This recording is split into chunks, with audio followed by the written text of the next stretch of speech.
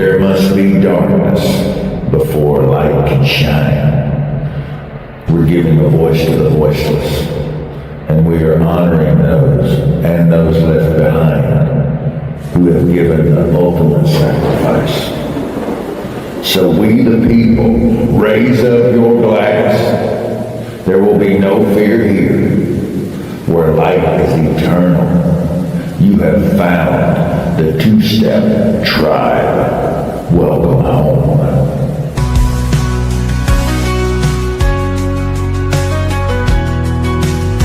In the glow of a screen, with hope in our hearts, celebrating freedom, we'll play our parts. From football fields to the ring of the fight, we hold our heads high in this American life.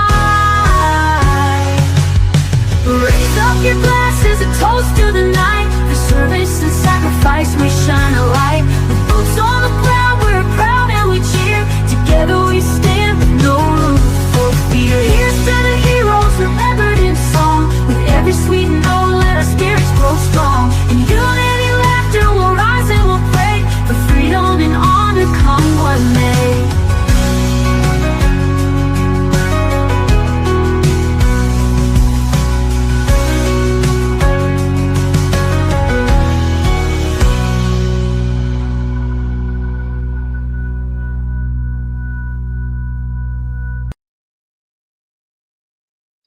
Hey, hey, hey, it is Two-Step Tribe tonight with Tracy Two-Step and Uncle Rhino himself. How are you doing, Uncle Rhino?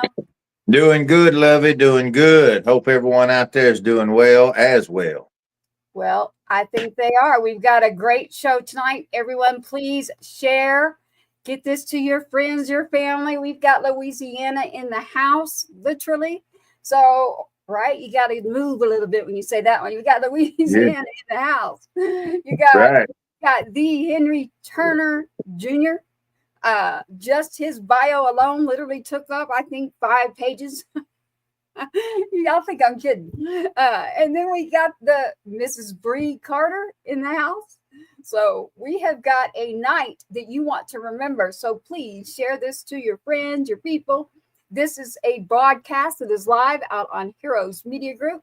This is also a podcast that will roll. It is also radio. So shout out to 107.5 The Swamp, Louisiana in the house.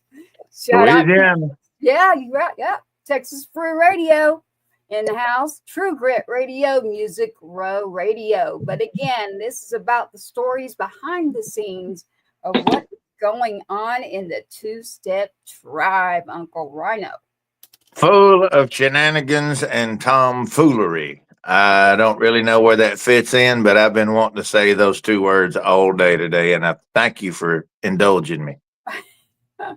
All right. Well, your tomfoolery is going to get you, Mr. Henry Turner Jr. So this man is just going to come on right up. Here he is. He knows what he's doing more than us. This is Mr. Henry Turner Jr. How are you, My sir? man. I am awesome. Thank you so much for having me on your set tonight. Well, Yes, sir. Well, you're the reason we do this. 100%. Awesome. Yep. And I don't want to jump ahead, but at some point I want you to really talk about everything that you're doing, because we are all of the exact same mission, and you are building a road for others to travel. You followed on stones that were laid by others in front of you, but I have watched what you've been doing in Louisiana, and you and I had connected down in New Orleans, and I'm in awe of the work you're doing in Louisiana for the community and branching out from the community, touching other areas. And I think I probably can feel pretty comfortable, and it's unanimous for me to tell you, welcome to the tribe. We're glad to have you with us, brother. Thank you. It's a pleasure to be with y'all, man. welcome to the tribe. Great segue into tribe being behind the scenes. What is going on out there in the community? What is going on with music? A little bit of soul food. I like my food, y'all. I'm sorry. Give me food and some music, and that's just medicine all by itself. So, Henry Turner Jr. I number one, the junior kind of throws me off right now, but that junior, are you from a family of music ongoing? Actually, my mother was a church singer, but my father, Henry Turner Sr., he ran some nightclubs in his day, and him and his brothers participated in a few other activities and The business side. yeah, We'll in call it the business in side. the entertainment world. Yes. They ran brothels over in Texas, you know. It was Yes, sir. those kind of guys. But I come from a long lineage of players and shakers, people You doing gotta, we like it. The moving and shaking, we're truth tellers on this station. oh, You'll yeah. always get the truth out of this one. You never know. You just never know where we'll cross paths over here. So Henry Turner Jr., sir, do you want to go by just Henry instead of me saying your full name the whole time? That'd be awesome if you just called me Henry. Yeah. Okay, well, that sounds good to me. Henry, to sum it up for me, was very, very interesting, but hard. You have so many layers. There's your music, which feeds the soul. You literally, in cooking, I mean, you are working in food and the soul. You are on a station yourself. I am going, where do I start with Henry Turner Jr.? And you know what? I'm going to do what I always do. I'm going to say, hello, Henry. Welcome to the tribe. Thank you. Hello. Tell me about your music and teach me a little bit here. Well, music for me started at a very early age. My parents told me that when I was a toddler, I used to drag out pots and pans and put them all around me and just start beating on them. And first they thought I was just like losing my mind, and they realized like, nah, I think he's making music or something. And graduated from that to the arms of couches beating on that, and drums became my first instrument. And I literally was a drummer in junior high school and in a marching band and all that stuff. And my first set of drums came from Slim Harpo, and it was an accident how it happened. I mean, he passed away, and his family threw out a bunch of stuff. And I had a friend of mine, he lived up the street from me, and I had a friend of mine that lived across the street. He saw the drums. He knew I liked drums. He grabbed them, brought them up to my house, and the rest was history. But that was my first instrument, was drums, Wow. And then the guitar was a natural thing for me because I was surrounded by guitar players. My father had like rooming houses, and I don't know if you know what a rooming house is, but Yes. down south in the 60s, I was born in 1960, in the urban Black communities in Baton Rouge, you had like, if you had a house that was a 2-bedroom, kitchen, dining room, living room, house with bathroom, in the backyard, they would build an extra room. And that room would be like for family, or if times got tough, they would rent that room out. And my first memories was a guy by the name of Arthur Guitar Kelly renting that room. And he was a guitar player. He was a blues man. And he played suppers, Uncle Randall. That's what he played. He didn't play in clubs. He played suppers. And a supper could happen like a couple weeks at a time, though, at that time in Baton Rouge, because in the Black community, it was a front porch type community. So people would sit on their front porch and play their instrument or do whatever.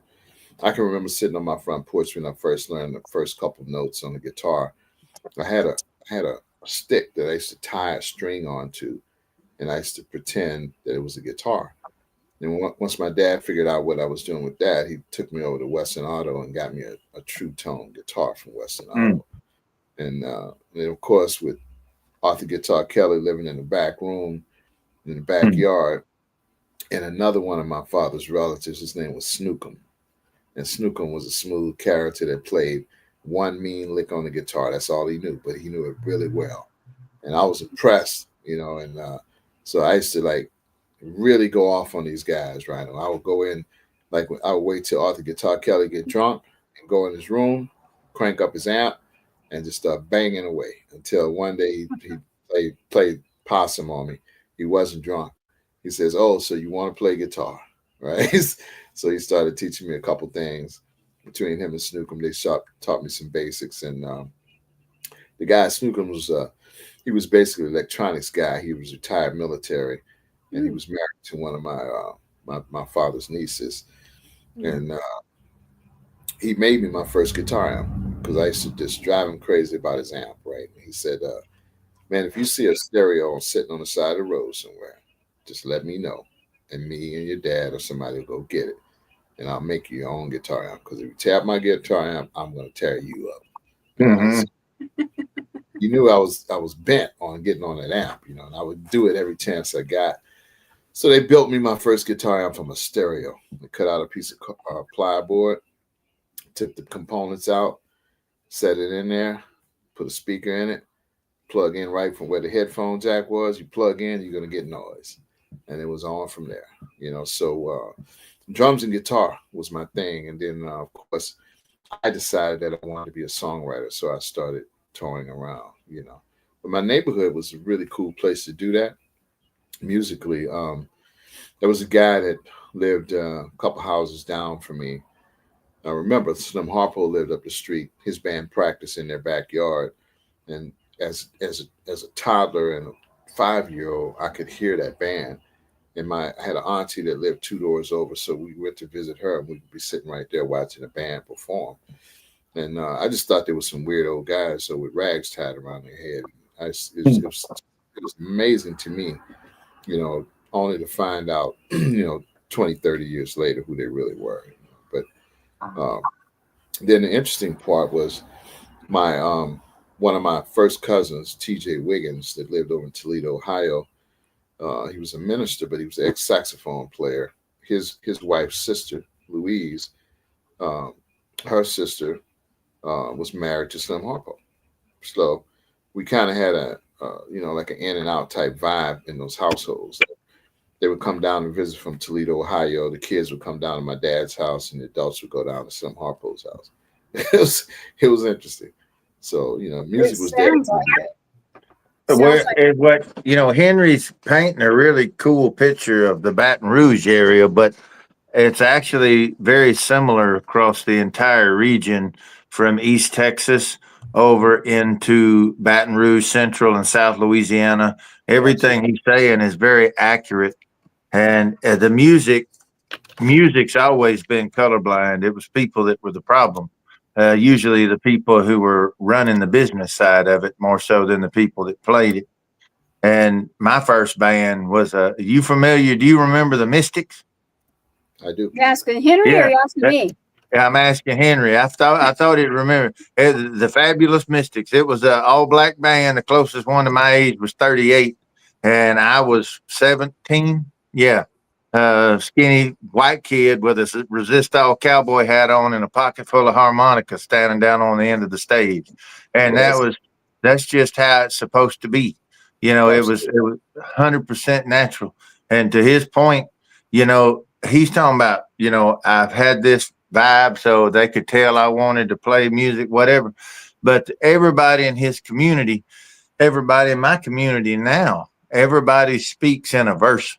When they speak, they don't talk just like people in the movies or on TV. They speak in a verse. Everything's got metaphors in it. Everything else. Writing and composition is so natural here. It's like breathing, where all the cool country old sayings, spin out of here in Appalachia and the Gulf states, and it includes East Texas for sure. And I feel like music chooses the person. The person doesn't choose music. That's right. Before you know it, you're just doing it, Yep. But you're already chosen. That's why it starts so early, the fascination for it and everything, But I hope that's the idea about a start, Thank you to everyone out there. I see your messages coming in here. Definitely share this out there. Get this out again on the production is Patriots Inside the Wire. It's the Two-Step Tribe show is what it is, with Mr. Henry Turner Jr. and Uncle Rhino over here talking about stories that you will not get anywhere else. I love the organic flow, the truth, everything you're saying and bringing up about even how to make an amp. Back then, you just don't get that anymore. That's just from the beginning, it's like when you got those kind of people around and you've been chosen for the music thing, I just wanted to really touch on the very beginning on how it starts, where before you know it, you're just into a thing and everybody around you put all the pieces in place for you to do it.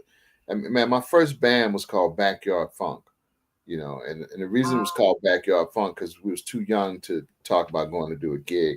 My dad was cool. You can play in the backyard. That's it. You know, you ain't leaving the backyard. So you can have women, you can have girls hanging all over the back fence. I don't care, but you're not leaving the backyard. So we named our band Backyard Funk and just started jamming, baby. you know? I mean, I remember, man, I'm gonna tell you a quick story. That was the guy Tabby Thomas that became a big influence on me. He had a club, and it was Tabby's Blues Box in Heritage Hall. And one of the characters that hung around was a guy named Zach the Cat. Now, Arthur Guitar Kelly, the guy I told you that showed me a little bit on the guitar, he played there. Silas Hogan played there. A bunch of the folk, Baton Rouge folk type guitar players that played the suppers and the little juke joint clubs and all that stuff. But this one guy, Zach the Cat, he was a friend of my dad's. His day job was digging graves. That's what he did for a living. He dug graves. But at night, he was a piano player, and my dad trusted him. And this is, like my dad coming from the nightclub business and all that. These guys were like, they were like really hardcore guys, man. I mean, these guys that had like an ankle weapon on, 22 in the back pocket, razor in the inside suit jacket, that kind of stuff.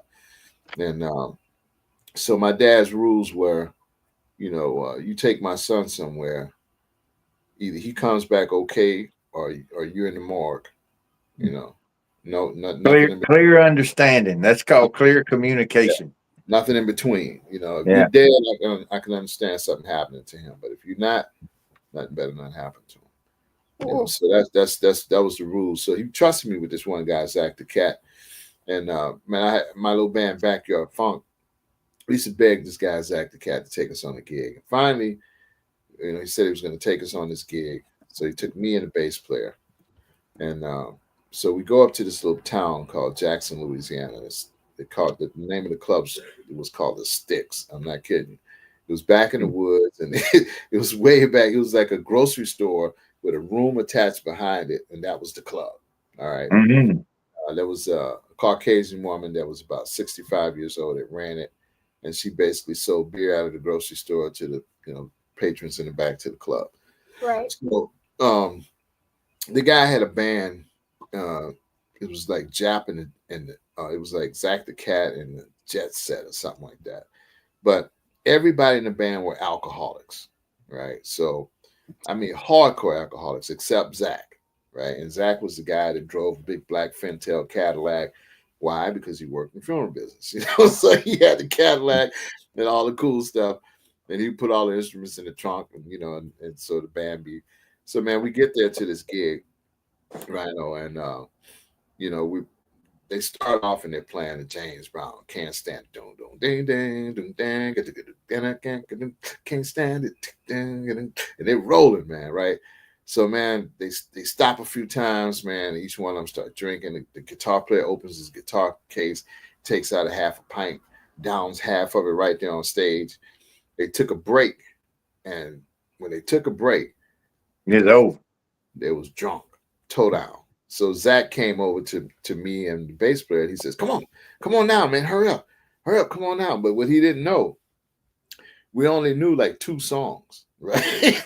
So we're gonna play the hell out of them. Yeah. We're like, I Believe in Miracles, but like Chocolate Milk or somebody like that.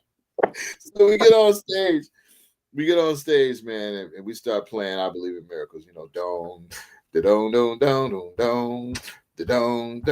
I believe in miracles. We're playing this song for like, I'm talking like 10 minutes. Mm-hmm. All the elderly people who was in the blues, man, they just kind of backed away from the stage. And all the younger people in the room ran to the front and started dancing. Mm-hmm. So the room was already upset. It was already upside down. It just like it flipped, the momentum flipped. So, then this one lady stumbled up to the stage. She was an elderly lady. She says, "Hey, baby, how long are you gonna play that? I mean, can you play another one?" He's, "Oh yeah, we can play another one." So we stopped right there. No ending, no this grunt. We stopped. That was the ending. Yeah. And then we just broke out. Roller coaster of love. She was like, shit, they don't know no blues. Yeah. That was my first gig. Oh, wow. That's amazing. called research. You were getting to know the demographic. And you know what was really crazy, man. And once in the interview, people was asking me about Slim Harpo, and I said, to be totally honest with you, we thought people like Slim Harpo was insane. First of all, the guy drove like a log truck, and he would drive the bobtail part of it, up and down the street. That was his regular ride. And he wore this scarf around his head, tied in the front, because they had pompadours and conchs and all that kind of stuff. And we didn't know what any of that was. So we're just thinking, why does this guy have a rag on his head every day? Because we want an afro. It's like we got an afro, we got a hair cut, and we comb it with the bush comb and the rake. And we're looking at this guy with a rag tied on his head. We're going, what is wrong with this old man? He just wants his hair tied up with like his wife's scarf or something. We don't know. We're trying to figure out what's wrong with him. So, my whole life until, later on, I was in the music business and I really found out who he really was for real. And it was amazing because, our perception of who he was versus who he was two totally different things, And it became a great pleasure just to have known him later. But while it was all happening, we were just kind of looking at him like, who is this guy? It was amazing, man. But, those little things kind of helped shape and mold me musically because, I was in an environment where obviously I'm exposed to everything. I wanted to be this funk star, and then, Top 40 came along. We got into that. I did a lot of that. I remember taking guitar lessons early on, and a guitar teacher just basically stopped me and he says, so what is your thing, man? What exactly is it you're trying to do? And I said, well, man, I'm a songwriter. He said, oh, you are? You're a songwriter? He said, play me a song. And I played him a song that I had written, a little song, a couple, 2-3 chord songs.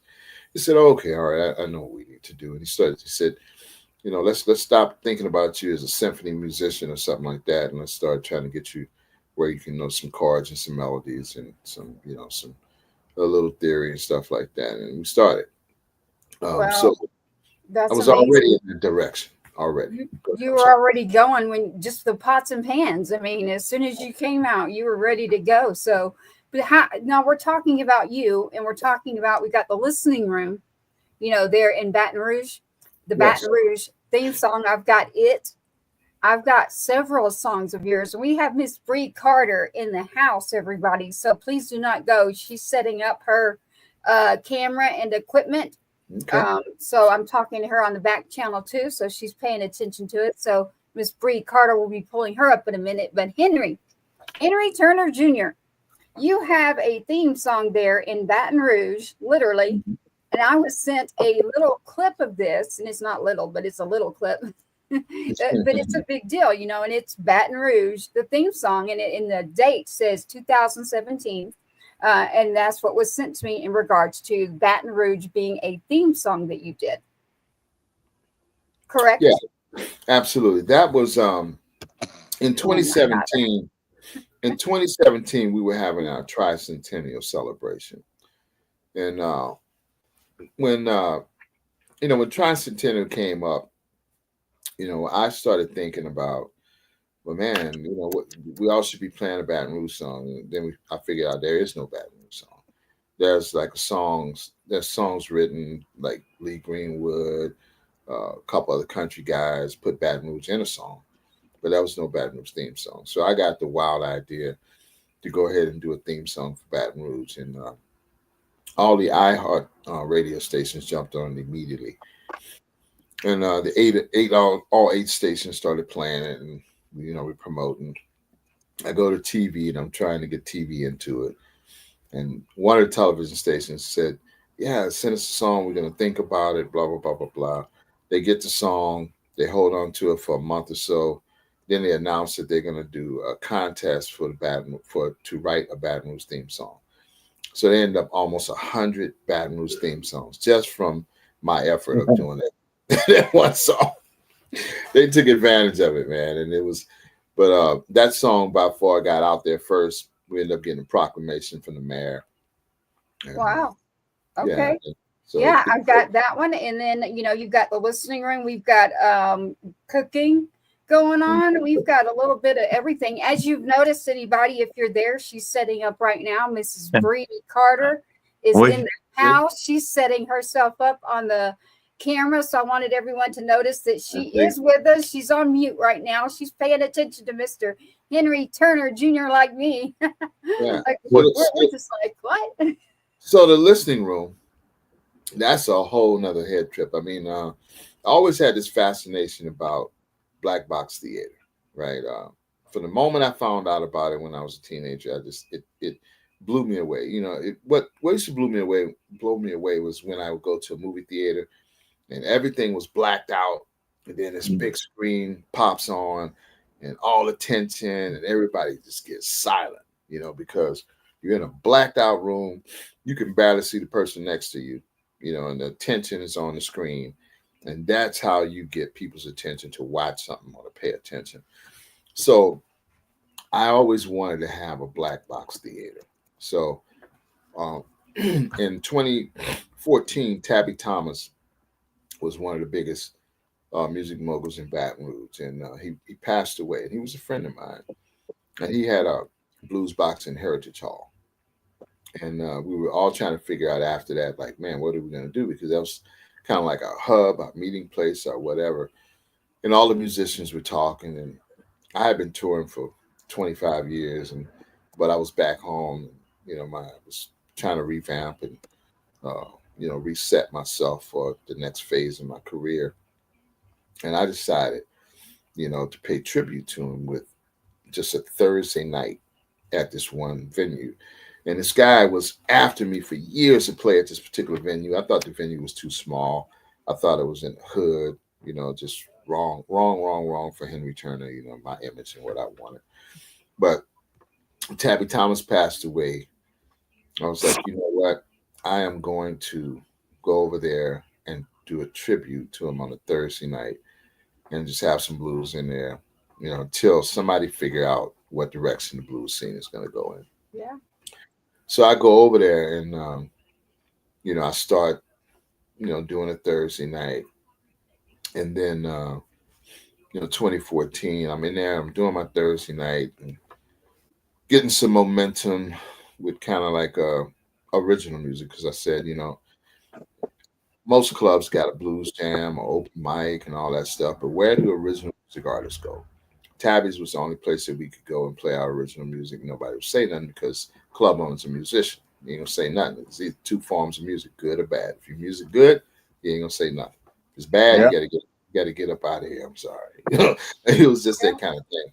So we did the original music thing, and it attracted a lot of singer-songwriters and producers and people trying to showcase their stuff, because in most markets you don't have a place like that.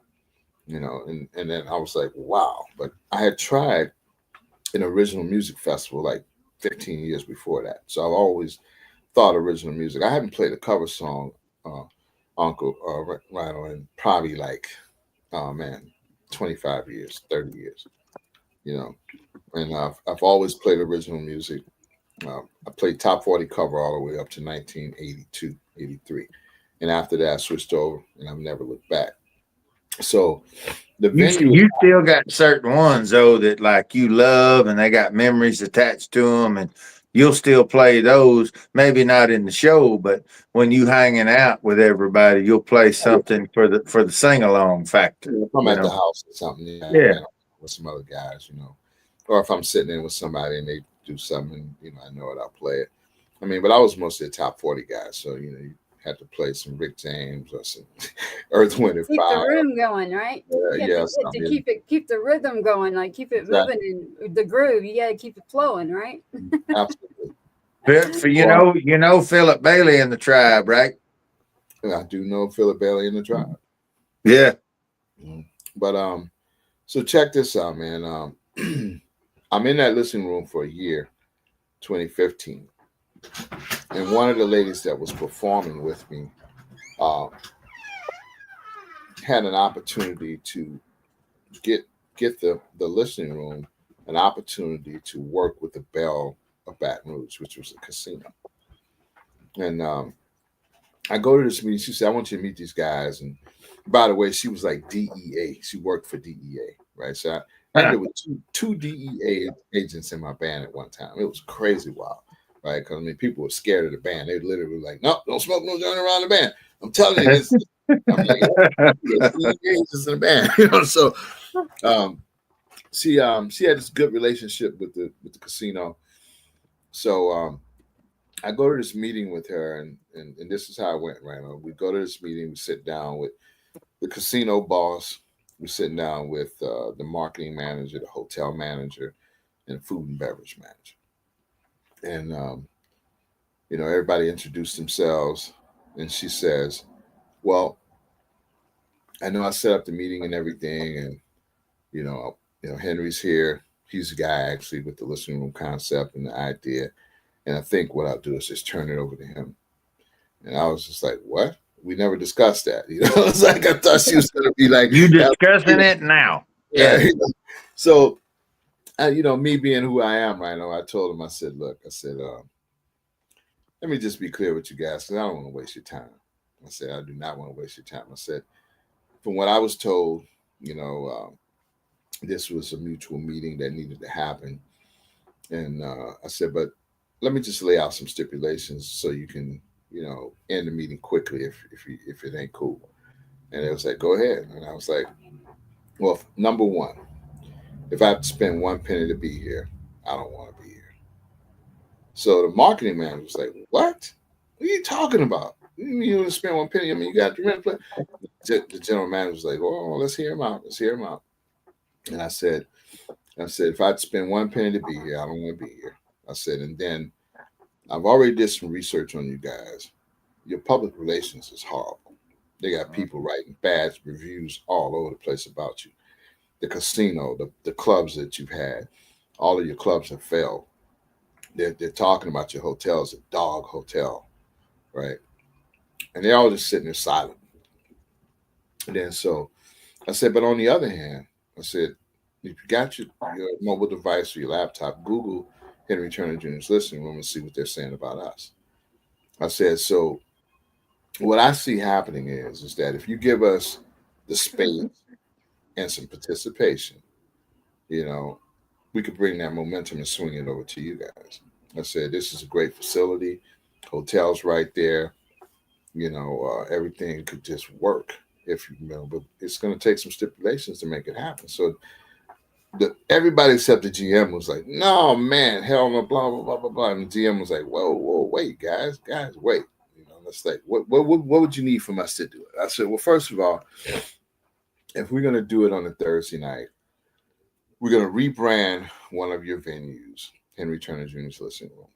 I said, we're only open on a Thursday night, but if we could build it into something cool, be willing to be, here another night or two or whatever. I said, but basically what we need is access to 3 billboards on I-10. And I know y'all got several, but we need access to 3 billboards, and so the marketing manager's like, ain't no way. I mean, first of all, you know what it costs to put a billboard campaign together, and you know what it costs to do the graphics each week? Not as much as an empty bar every night. I told him, I said, well, first of all, I said, we have our own graphics person.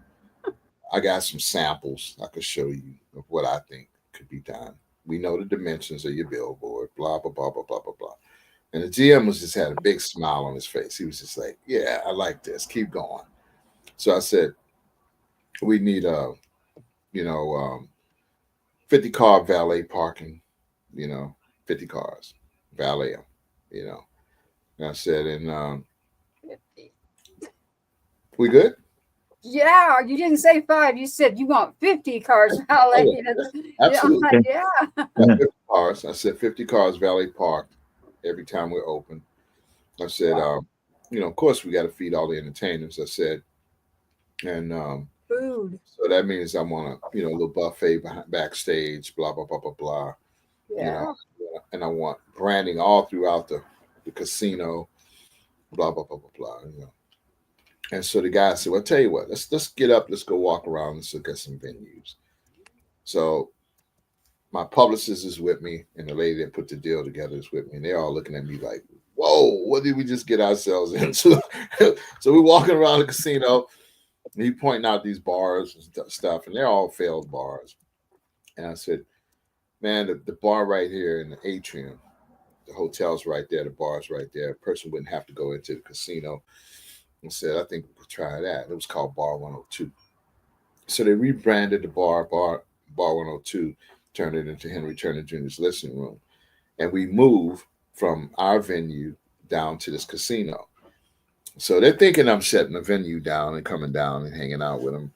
And I kept the venue open. I just didn't promote the venue, right? So the GM was he was like a Jersey boy, right? So he's with all the boys, and he's telling me, he says, man, I like this. I think this is gonna work. He said, what do you want to do next? I said, well, I want to do like the next Casino Star. And we want to do it right out of the casino. He said, man, I think I could push that to New Jersey. I think it could happen. So the good old boys on the ground who are from Baton Rouge, they're getting pissed by the day, because here's a musician that's coming in with some ideas, is working, putting people in a venue that they couldn't fill up and they couldn't make happen. And I'm doing it without putting a headliner in. I'm just, messing around with local singer-songwriters. I kept it original music. So more and more original music people came. So how many did the venue hold? It could hold on a good night, probably 80 people. And it's in the atrium. And that's Brei Carter, everybody, by the way. So I wanted to introduce her as well. Yeah. There you go, Henry. So, that's Brei Carter. Yeah. So we went from that to a free play card. And what a free play card is at a casino, everybody have a membership card. So when you're recruiting and you're trying to get gamblers, you give them free play. So, they gave me like 1,000 free play cards a week, right? And I could just go through the community saying, do you have a membership card at the Belle of Baton Rouge? If they say no, here's a free play card. You can come down and play free. All you got to do is come down, show them this card. They'll let you spend like $20, $25. You can mess around gambling. But you have to sign up, and get a card and all that. So the free play card is a tracking device. You can see how many people you're recruiting, right? And their spending habits. So my thing with them was, if we're going to sell gambling, then give us a piece of the action of the free play card. If we get 100 people or we get 10 people and they start spending money, give us 10, 15% of whatever they spent. So it turned into a real entrepreneurial venture, where we worked together and we built some really cool stuff. We did that we had like a year contract. And it was a performance contract, so it basically went every 60 days. You get a review, see what the performance is. So, but that listening room concept was that cool and that strong. Mm-hmm. So after a year, they came up with the scandal on the GM, because basically his reputation was building dog casinos into something. So once they got the casino up and rolling, they said, oh yeah, by the way, on the renovation, we gave him like $1 million+ and we don't think he spent but about 75% of it. We don't know where the rest of the money is. They came to me with that story, and I said, well, I don't believe you, because I know the guy, to be totally honest, and I do numbers with him all the time. So he came to me and he said, well, here's the move. They're going to try to get me out. They're going to try to get control of you, and because you're making them all look bad. He said the bosses in New Jersey have already said, whoever this guy is, he's doing something. He said, so they're going to come to you and they're going to try to get control of you. They're going to offer you some type of contract or something or whatever. And it went down exactly like that. But of course, me being the person I am right now, I told him no. And went back to my other listening room. I said, oh, well, you got rid of the other listening room. You have nowhere to go. I said, well, so you thought. My listening room is still open and we're going to start promoting tomorrow. So we went back to our listening room. Nice. Go back to That's the thing folks don't understand if they hadn't traveled all around the U.S. is up in the Midwest and places up north, you know, if there's a scandal, it usually means somebody did something wrong. But if you're in the deep south, if there's a scandal, that's usually somebody that was doing something right, and they trying to smear them to get them out of there because they've upset the apple cart. Absolutely. You know, every time they come in and disrupt the big fish in the bird bath, every time they come in and disrupt the waves in the duck pond, you know, there's folks that made their whole career being the fastest paddle boat in the duck pond, and they don't want somebody else coming in there and ripping and roaring through their water because they got everybody convinced that this is what flying looks like, and it's really not. You upset that, and they're gonna find something bad wrong with you, even if they have to make it themselves. Right. Absolutely. And that's not just music. That is life. Mhm. So Well, the political side of things is there's always a group of people that want to be in the lead and they want to be right. And Yeah. if you prove them wrong, either you join them or you at war with them. Yeah, well, and it's usually the other because they got to prove to all their constituents that they are the sole source of all truth and knowledge. Anybody that shows them up to not look, they don't know as much as they thought they knew or said they knew, they got to take you out. They got to make an example of you. And when you fight for the light, and you're always doing it because that's just the right thing. The right thing is what it is when nobody's looking and no lights on it. That's And when you, that's what integrity. yeah, and when you roll like that, I mean, my whole life's been like that. My scars have scars, and I don't have another way to go. Most all of them are in the front; they not on the back. I got a few on the back where they tried their luck, but most of them is in the front, and I was coming dead at them. So There you go. that's just how it is. My name ain't Rabbit-O, it's Rhino. So that's what it is. Well, one of the things I learned in that situation was, numbers speak for themselves. And when people come, to have a reckoning about the numbers, they're always going to make you an offer you can't refuse. That's what they're after. Mhm. And, when that don't happen, then of course, every resource they got, they're pulling away from you. So yes, but and Henry, my big thing is good people. I'll take good people any day over handing me a check for something. I'm sure we could probably agree on that, as just from the little bit we talked about before going live tonight on the broadcast, literally. So broadcast radio, I got to say it, podcast. So anyone that's not watching can understand they can listen to this later.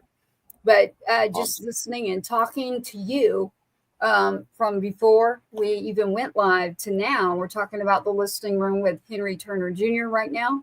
Brei Carter has joined us. So I got to do that shout out again because everybody, we got music coming. Yes. We got Yes. music in here. I got to tell you, Henry, I have 7 songs of yours. So you have a wonderful individual that has sent over I was like, whoa, and I haven't even heard them yet. So I'm excited. Number 2, I have Brei Carter's music in here. So you're both Louisiana. So everybody's excited over there in Louisiana at the Swamp. So I got to make sure to say it again. Hey, 107.5 The Swamp. We got you tonight out there in Baton Rouge, Louisiana. Monroe is where Mrs. Brei Carter was originally. It's Monroe, right, Brie? It's Monroe. Yeah. We got Shreveport in the house too, right? Yes. There you go. Hey, on the back channels, I will tell my Louisiana story one day. And it's not even what y'all are thinking. It was just like, oh, okay. Won't make that mistake again. But Henry, Everybody been through Louisiana, got a Louisiana story. Yeah. Yeah, mine's not what they're thinking though. So Henry, your biggest piece of advice to take away from, and like I said, I'm going to be calling on you for mentoring because you've just got so much knowledge and so much information, and we're talking about building numbers and in a digital era of music right now, Henry. The digital era of music. Let me say that again. Singers and songwriters in a digital era. There's this whole upside down system going on, and we are trying to build it as a tribe. And what we're doing is reminding everybody, number one, you got to create a playlist. It is very important. If you just go click on a song and you don't move it anywhere, doesn't do a thing for an artist. So Henry, in this digital era, and Brie, you know it well, you're living it there in Nashville. Henry, you've been in this for a long time, longer than me. I'm not saying you're old or anything. I'm just saying you know your stuff. You're seasoned, baby. So Well, he's been through the fights and he's still standing. So that tells you that both about how good he fights and how much he knows. And you don't roll into any scrape without rolling out with a better battle plan for the next one. yeah. So that's just how that shakes out. I'll tell you, the Two Step Tribe official Spotify playlist has got Brei Carter on it. It's got Katie Beth Mim. It's got Howard County. When we're done, it's going to have Henry Turner Jr. on that. I already listened to his stuff, but I'm going to put it on that playlist with everybody. Yeah, definitely. So that's very important. Henry, I want to get to your song. I really do, because I've got a couple in here. But I really am going to look towards Uncle Rhino, Brie, and anyone else out there that's listening. I'm on a couple of platforms right now. So I will tell you what I have. And of course, I'd love to know what I want. I already know what I want. want. I ain't got to look at the menu. I tell you what I want on my plate right You now. don't know what I got yet. Yeah. But You want one of everything, Unc. You want some. You want some of all of it. Listen, don't just say you know what you want. You just want a little of all of it. God wouldn't give you two hands if he didn't want you to eat twice as much. There you go. Boy. Hey, I already talked about my food. So food and music, those are medicinal to me. Like, that's the universal language of people right there. Give me some food and some good music. And people are like, well, what kind of music? I'm like, good music. Good music. I want cabbage, I want collard greens, I want oxtail, and I want some cowboy beans, and I want to hear Baton Rouge by Henry Turner Jr. I had a feeling you were going there, but Henry, I do want to say what I have. So I have, obviously, the Baton Rouge theme song. I've got That's My Saints. I've got I Love My Soul Food. I've got You Got Me Doing What You Want. I got Ugly Man. I'm curious about that one. He wrote that about me. Oh man, every one of those songs has a story to it. I bet. I was like, it just depends on where you're at and what you're looking for and what you want. Well, that's why I look towards the tribe, and I've got Brie in here too. So she's got, we got some boots. We got boots. Brie got some killer stuff too, and that's the cool thing.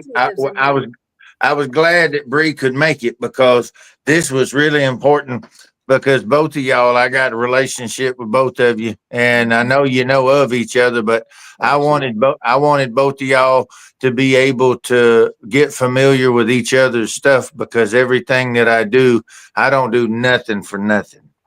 And everything that I do is about, if you see me there, it's because I'm bringing some more folks there wherever I'm standing. Well, that's what we're doing right now.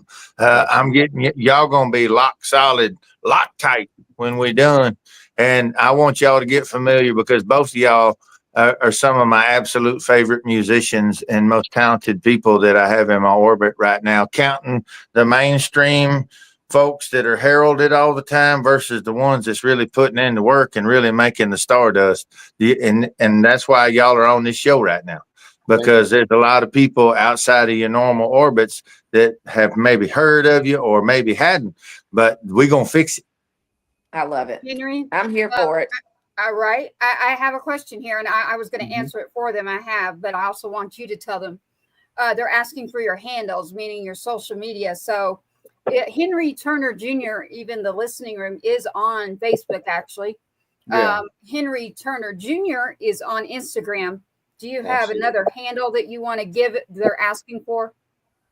Find you, or just your website? He's on Twitter. He's on Facebook. Henry Turner Jr. If you just Google Henry Turner Jr., we're gonna show up everywhere. I promise you. I know. Like I said, I got I get 5 whole bios on you, and I already rewrote one for you, so I'm gonna send it to your friend. Wow. And I'll give you another one.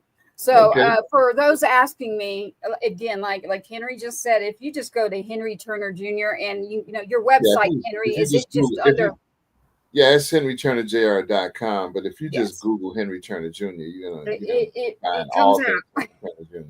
And we got so much stuff from TV, and all kind of different things. Soul food. We've got TV in the house. Got festivals. We got 5 different festivals. We produce a film festival. We got a soul food festival, Mardi Gras festival, Taste of the Deep South.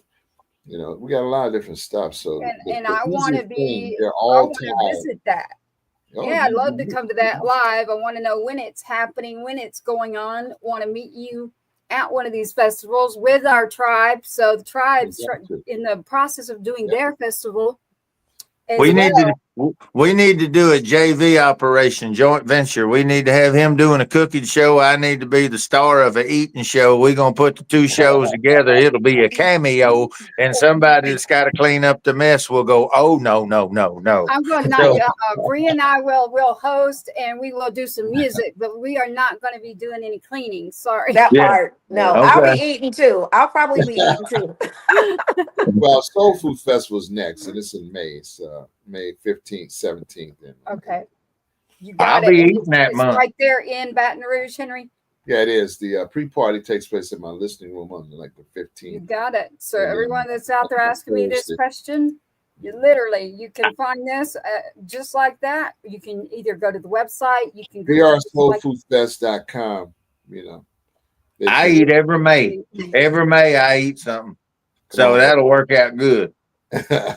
every day for me. So in here for your songs right now, Henry, we've got Bree's as well. So Brie has become a host tonight, as well as, Uncle Rhino's the permanent tribe host.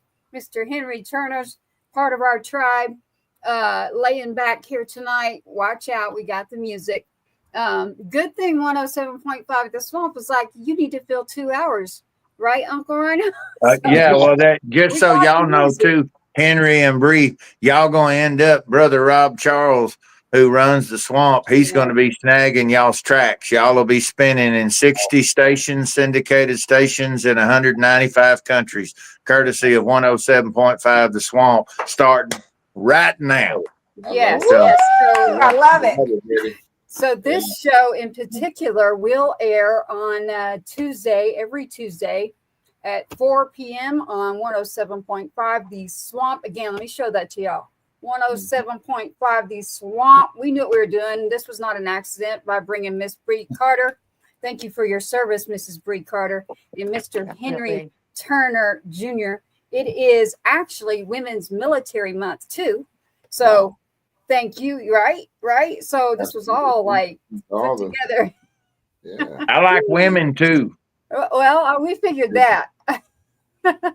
Military woman, man, like, come on. That's Yeah. Hey, that's a we're woman. good. Our stations are they're not hard on us. So the only thing we'll get in trouble for is for an F word. That's about it. So I don't get in trouble until somebody starts paying a whole lot of my bills. There's nobody getting in trouble anywhere. I get warned a lot. Yeah, but that's about it. I get lots of warnings. Yeah. I get a lot of gut instincts. How about that one? We got to Okay. go by our own, right? You got to go by Yep. your own tribe, your own community, and then you stick out your hand and you help the others coming up. And that's why I said, Henry, I could soak up everything you're saying for just hours, literally, and learn from you. And I can't wait to talk to you more. I do want to play one of your songs here, and Uncle Rhino, as he's already shouted out, he wants Baton Rouge. And Mrs. Marcia sent me, it's only 16 seconds, the clip, if they want to see how that all started. We don't have the MP3 of Baton Rouge? Oh, we do. I got Okay, all you're the about to music. make me have a moment, woman. No, I I'm just about told to have you. a spell right here on live TV. You weren't Yeah. listening then, because I said his staff, his assistant, whoever, Mrs. Marcia, Publicist. 7. I got 7. So Okay. yes, she's Okay, I'm very, coming very down off the ledge. Nope. I'm she's getting back in the organized. truck. We got to shout out to her. Nope, this woman is great. Oh, Monica So Groff is incredible, man. She's yeah, started with Bob Hope out in Hollywood, and she's been working with us 20 plus years now. yeah. And I like to she's, shout out pink. to people that are Pink. helping like that, because on the dime it was, hey, do you think I could get a couple more songs? We only have 1 or 2, and I was like, yeah, this is going to end up on the Swamp. It's going to end up on more than one radio station, and so we want to make sure to keep it with your show here. And are we going with Uncle Rhino's first? Let's play some music here. Let's play Right. Baton Rouge, since we already know the story behind that. That is straight from you about Baton Rouge needing a theme song. Right here with Mr. Henry Turner Jr. on the Two Step Tribe show. You can find us at Two Step Tribe, Two-Step Tribe Show, or Patriots Inside the Wire Productions. You got Uncle Rhino, you got Mrs. Brei Carter, and Henry Turner Jr. tonight. Here we are with the theme song for Baton Rouge, Henry Turner Jr. Baton Rouge, Baton Rouge, Baton Rouge, yeah. It is a capital city that nobody can refuse. One more time, Baton Rouge, Baton Rouge, Baton Rouge, Baton Rouge, yeah. Baton Rouge, Baton Rouge, oh, Baton Rouge, Baton Rouge, yeah. It is a capital city that nobody can refuse. You're gonna have a good time, like it or not. It's a good feeling that everybody's got. Baton Rouge, Baton Rouge, Baton Rouge, Baton Rouge, Baton Rouge, Baton Rouge, Baton Rouge. It is a capital city that nobody can refuse. Oh yeah, we're like a teenage city, we're almost grown. If you visit one time, you wanna make this your home. Baton Rouge, Baton Rouge, Baton Rouge, loud Baton Rouge, Baton Rouge, yeah. We're the capital city that nobody can refuse. Oh, Baton Rouge, Baton Rouge, oh, hear me, Baton Rouge, Baton Rouge, oh, Baton Rouge, Baton Rouge, Baton Rouge, Baton Rouge, oh. It's the capital city that nobody can refuse. You didn't hear me? You're gonna have a good time, you like it or not. It's a good feeling that the whole town's got. Baton Rouge, Baton Rouge, Baton Rouge, Baton Rouge, yeah. It is a capital city that nobody can refuse. Oh, let me play it one time, Baton Rouge.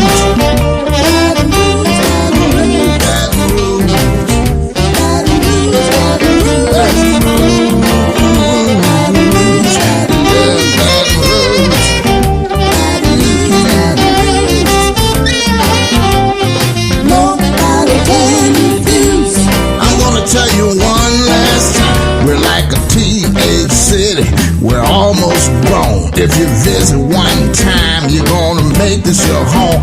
Baton Rouge, Baton Rouge, you will love it. Baton Rouge, Baton Rouge, come on y'all, visit Baton Rouge, Baton Rouge, oh, you can't refuse. Timeless. Ooh, that was Henry Turner Jr. on Baton Rouge, Baton Rouge. Making sure everyone could hear that pretty well out there.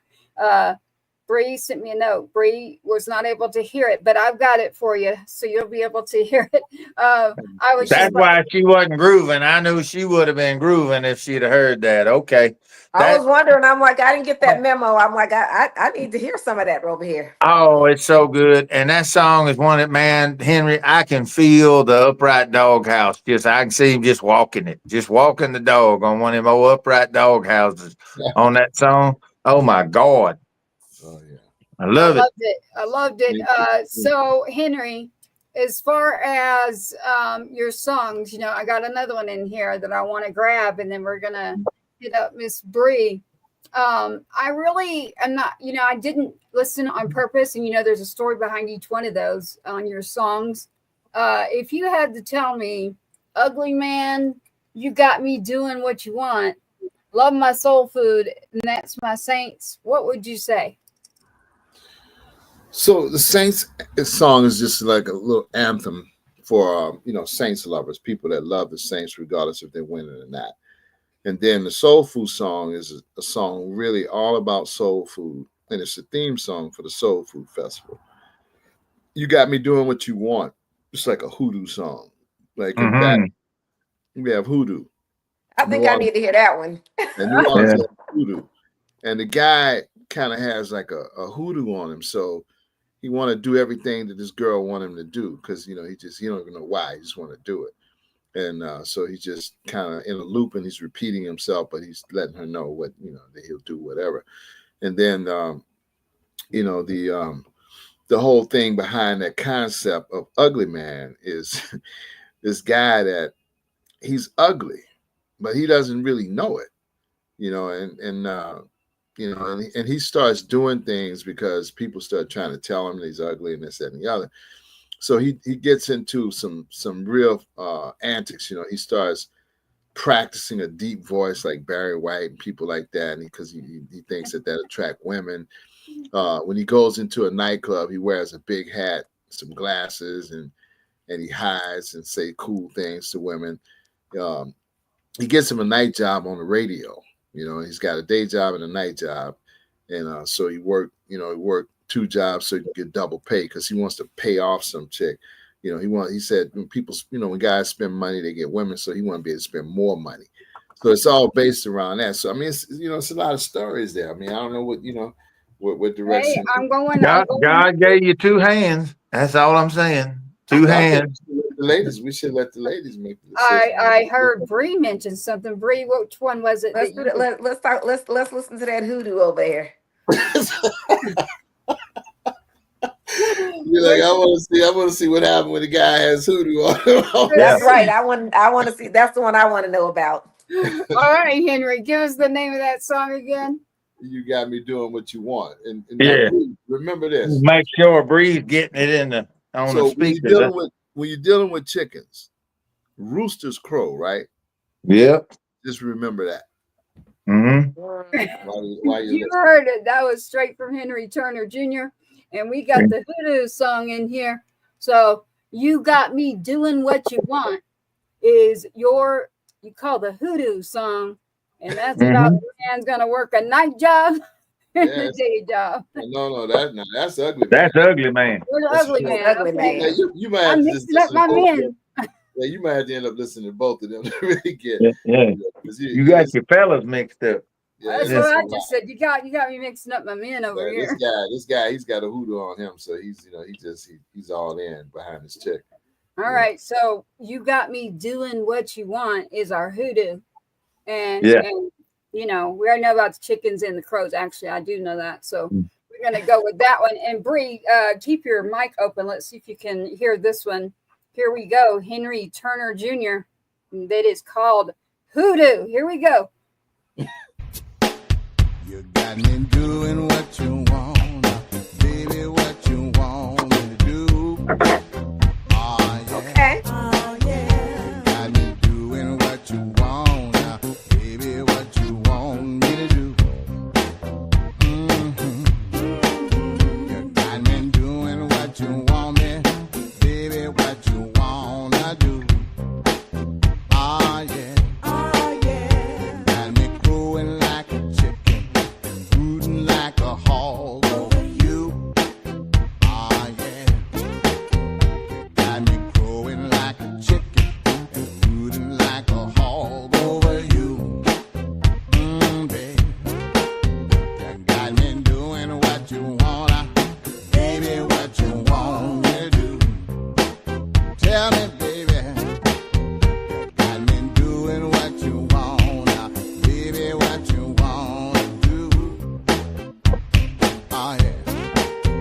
You got me doing what you wanna, baby, what you want me to do. You got me doing what you want, baby, what you wanna do.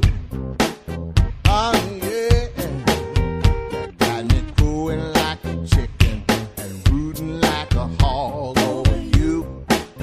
Are you doing me wrong, baby? You got me crowing like a chicken and rooting like a hog over you. Oh, you got me, baby. You got me doing what you wanna. Tell me what you want me to do. Just tell me what you want me to do, baby. Room like a chicken, rooting like a hog over you. That's what I'm doing, baby. You got me crowing like a chicken, rooting like a hog over you. That's what I said, baby. You got me doing what you want.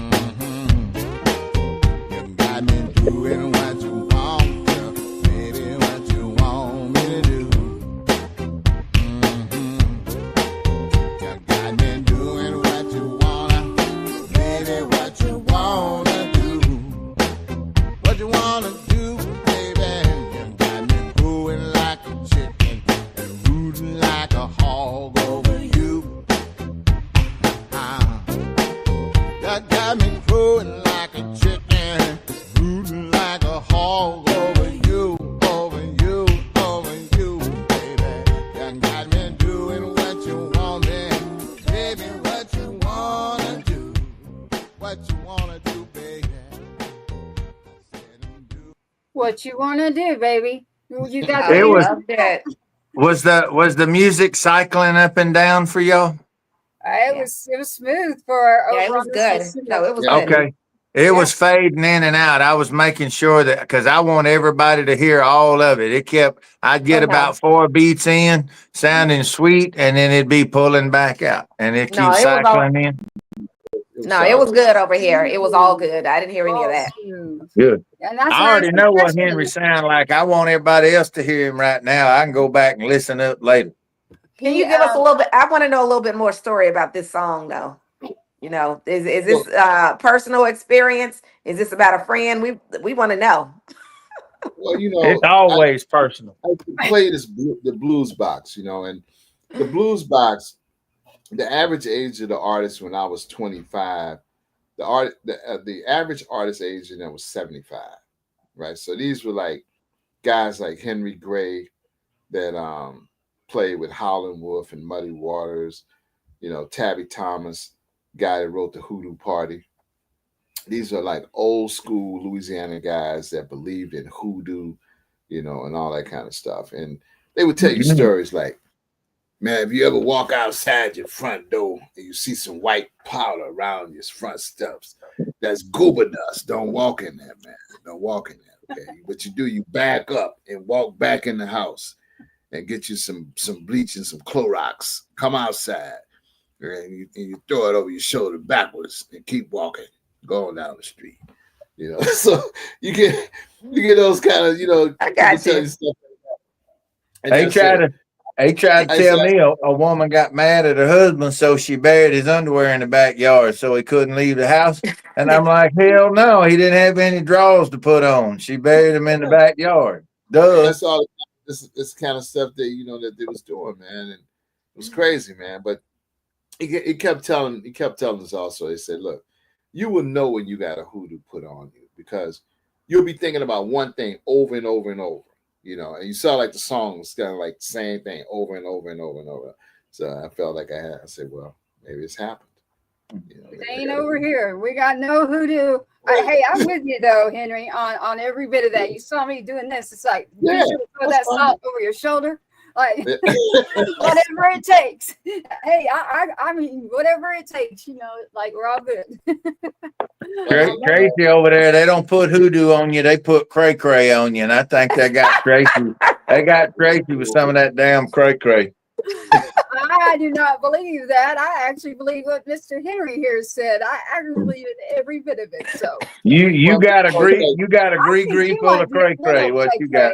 Gotta be a little cray cray to be in the New Orleans. When you get down to New Orleans, it turns into voodoo, Gree, all that kind of stuff. Right. But when you get back 70 miles upriver, it ain't none of that. There ain't no voodoo priestess here, ain't no voodoo kings and queens here.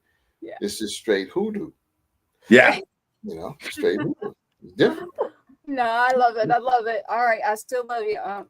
I think there's got to be a little bit of that. Whatever you want to. You said cray. Did you say cray cray? Yeah. He said cray cray, Tracy. He said you got the cray cray. You ain't got no hoodoo or voodoo. You got some cray. Yeah, Trey got the cray cray and the gree. Yeah.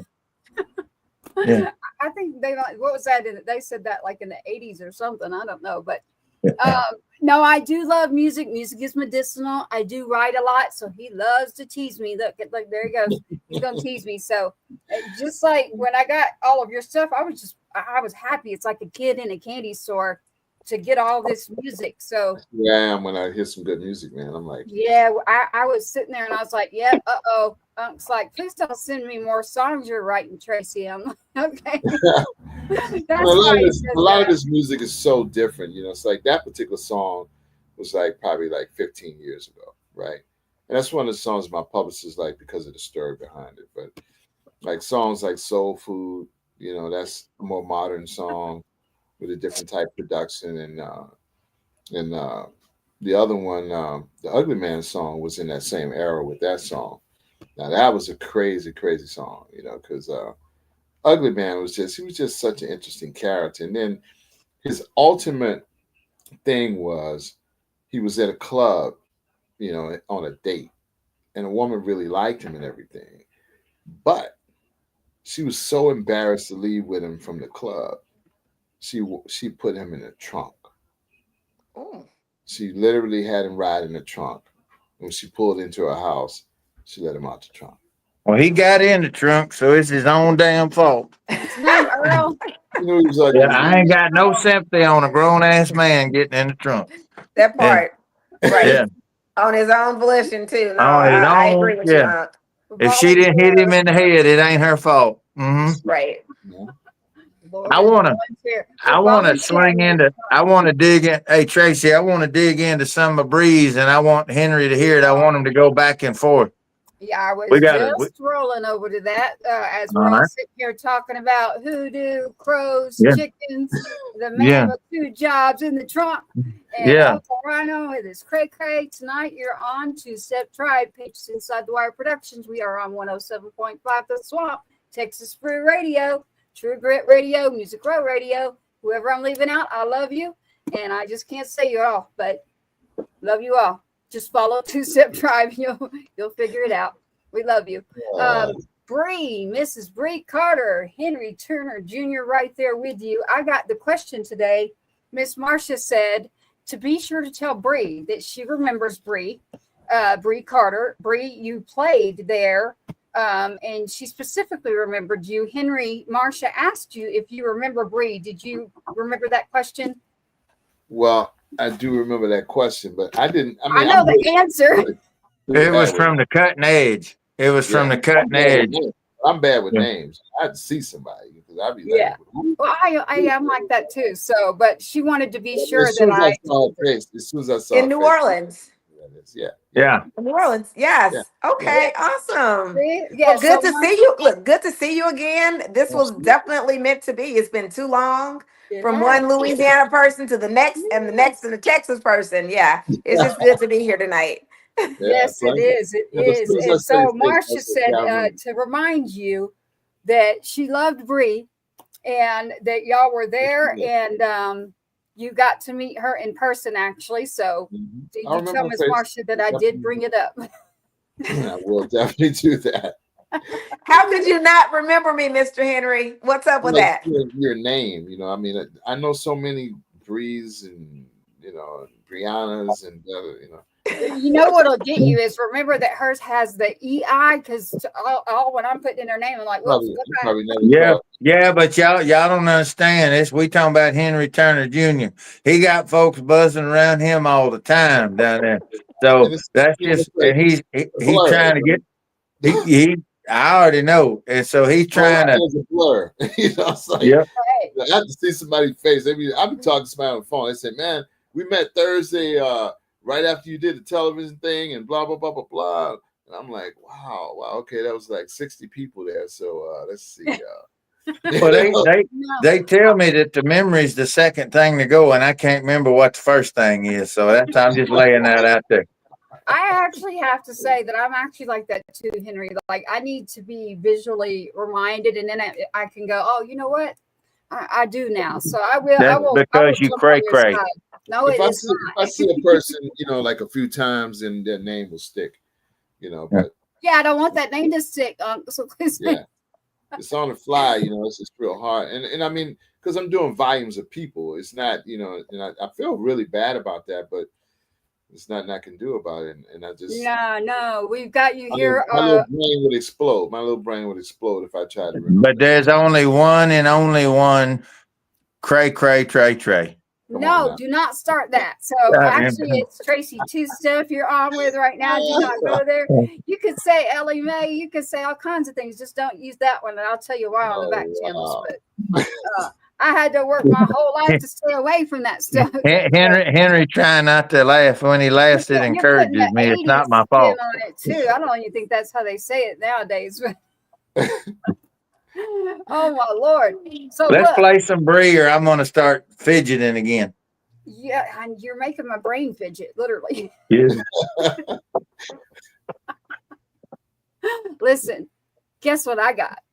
Brie. You got some boots get to talking. See? Unc ready to start moving over there. He want to hear some boots get to talking. I already know. Boots get to talking, Henry. That Come is on, what Henry. Brie's got. We're gonna hold it up down here on the bottom row. Who's getting talking, baby? Let them talk. Yes, sir. Let's see what they You say. saw that I did that, huh? Yeah, that got bumper sticker gonna go out with every one of them CDs. It's gonna say "Shake it if you got it." Come on. Hey, y'all. I'm glad you noticed that. I did put Brie up there and said, Brie, come on, let's get in here and take over on the show. So we did have a takeover tonight for the Louisiana lineup music show on Two Step Tribe in here with Miss Brei Carter, Henry Turner Jr., and Uncle Rhino. He is actually right there in that area too. So tonight, yes, I am the odd man out, but I have lived in many places. So tonight we got Miss Brei Carter.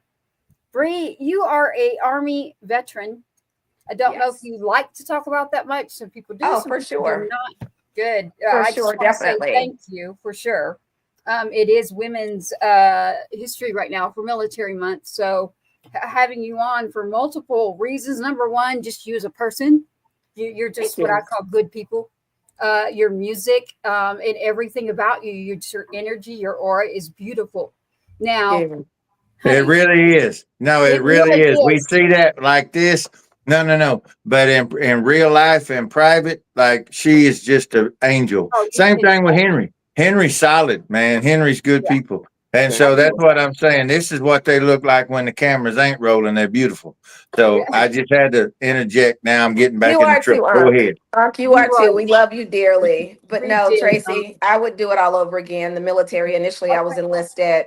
Went in and I was so gung-ho, wanted to jump out of planes and hoorah and hoo-ha, and went back to college. And then I joined ROTC and I got my commission as an officer when I graduated. Wow. And then I ended up in the Midwest, and then eventually kind of evolved. I was in the medical field a long time, and then evolved into the music, and it's just hadn't looked back since. Well, it's amazing. And let me tell y'all, go Brie. You can find Brie. It's Brei Carter. I will spell that too for you, but I hope you know it. Carter. It is Miss Brei Carter. Again, that's Brei Carter. Carter. She is easy to find as well. If you go to Instagram, I have noticed, Brie, you've got a lot there on your Instagram account. Number one, go find her in this pink throw and her cowboy boots and all. I was like, yes, she was rocking it. And she was like, I don't care where I'm at. Like, this is how I'm rolling. And I'm like, I'm with her. She's got on her song, These Boots, she's got a collab, a feature with Electra Horse, which single-handedly may have the coolest name in all of the music business. Right. I think it's Electra Horse with a K. And I just thought that was crazy cool. Super cool guy, too. I've talked to him since you introduced us, Brie. Super good people. So Yes. Henry, stay with me here because we're about to get some boots knocking over here. So boots get to talking. They're gonna talk tonight, Tracy. They ain't no boots knocking over here right now. If they knocking, they had a different conversation. Right. These boots talking, they knocking right now. That left foot got a potty mouth on it. I'm just saying it led to something else. Okay. Oh, y'all are making my stomach hurt. That's a good thing. Like, I don't like to do the working out. This is a good kind of working out. You're laughing and smiling and music. This is fun, Henry. Hang on. We got some boots. They're going to get to talking. So them dirty talking shoes. Yeah. Well, we can talk about that all night, but they're going to be barefooted in a minute. Yeah. Henry, this is Brei Carter's song, and it is Boots Get to Talking. Here it is, everybody. Brei Carter. Hey,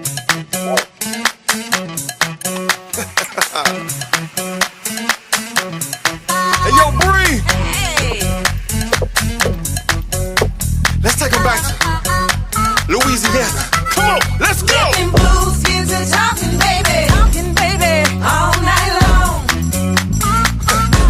Let's go now. Wanna hear some hands clapping, boots yapping. Get off that wall. Let's have a ball. Well, move it to the right, move it to the left. Don't see dope, won't have some soul. Last she says, boots get to talking, baby, all night long. Let's have a ball.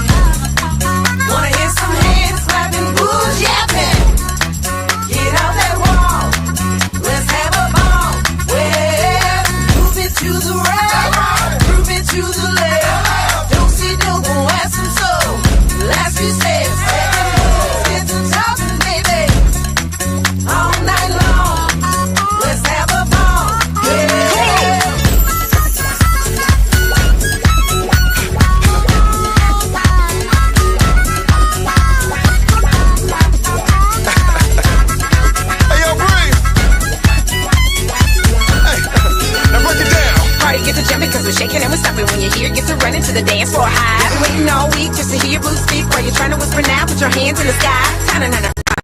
We all just survive. If you ain't stop your line, gon' have a good time. The boots get the sticking, the daisy gets the drinking. Now cowboys, women, grab a drink and all high. Down in the south, we getting lit.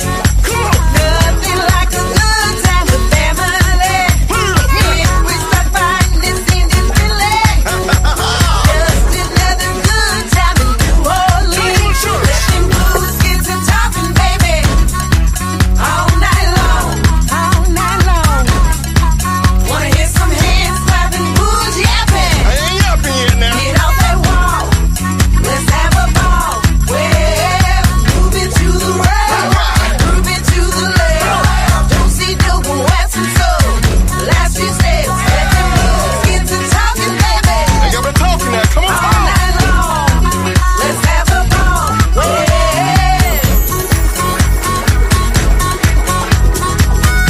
Louisiana in the house. Look, Cajun, baby. We good. We out.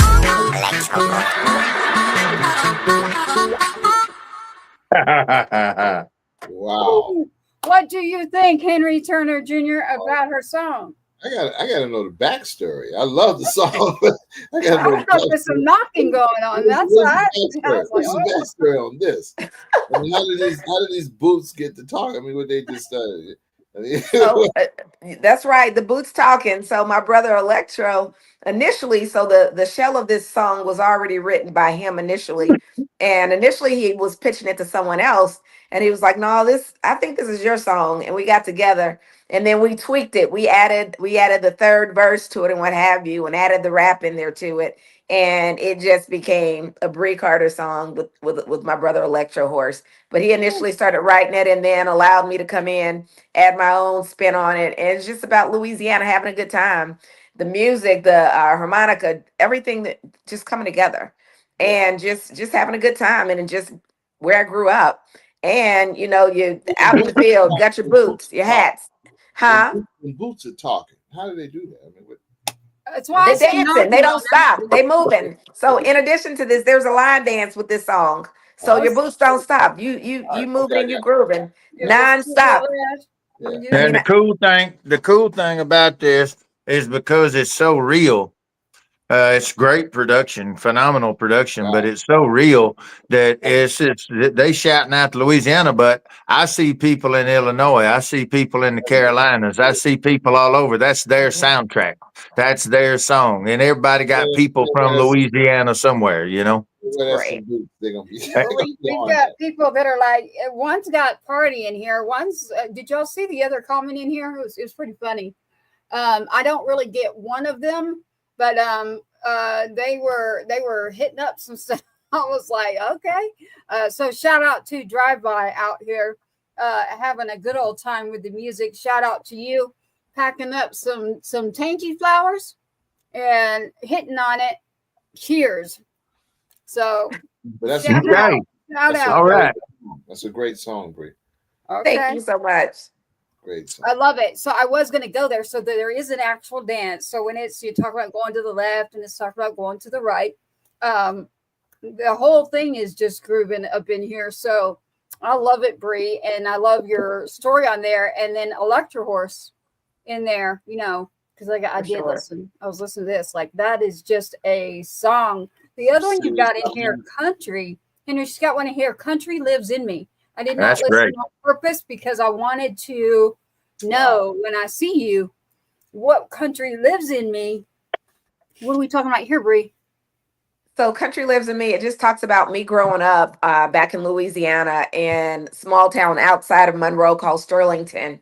And lo and behold, I mean, there were pink mimosa trees, hummingbirds, climbing trees, sweet potato pies, and just being outside and being a kid. And Country Lives in Me just means that no matter where I go, city roads and wherever, city lights, at the end of the day, it's always in me. It's always, it's who I am, who I'll forever be. So it doesn't matter where you go, the country is still going with you. You can never take that away. And that's something that, and I wrote this song with a lady by the name of Kim McLean. And I'm like, I gotta write something. I gotta tell my story. And we sat down and literally we started penning the song, and it just, yeah, this is the next release that's coming out. Country Lives in Me. It's who I am. All right. Well, you know what? This song's already going to spin on the radio because we're on the show right now. I love it. Two-Step Tribe. So you will be able to hear this by going to either 107.5. Two-Step Tribe. Obviously, we stick around with all our stuff. So please subscribe out there. As we're building the tribe, it has its own channel now, everybody. As Mr. Henry said earlier, you got to get the people and the numbers to come in. I heard every bit of that, Henry. So I'm taking your advice right there. And of course, Uncle Rhino with the tribe. Thank you for that. So Country Lives in Me. I love that because nowadays we need to remember a little bit of that. You know, a lot of that goes a long way. So the pie, the hummingbirds, like every bit of that. So Henry and Uncle Rhino, this is Country Lives in Me with Mrs. Brei Carter, Brei Carter. Miss Brei Carter, Country Lives in Me.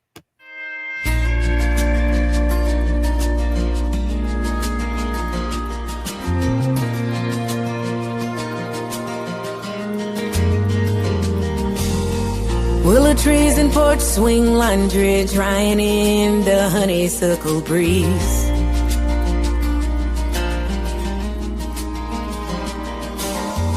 Jumping rope in rhythm to the rhymes we made up. We were so carefree. Friday sins got washed away. Every Sunday when we'd pray. Amazing grace still lives in my dreams. Now my song is a simple southern soundtrack of my life. By the bayou where the summer days flew by, there were pink mimosa trees and I would climb to touch the sky. And the blue-green dragonflies that gave me wings.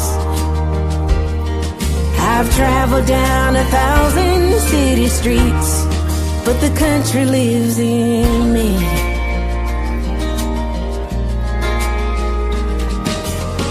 Dusty boots and dirty jeans and melodies will take me around the world.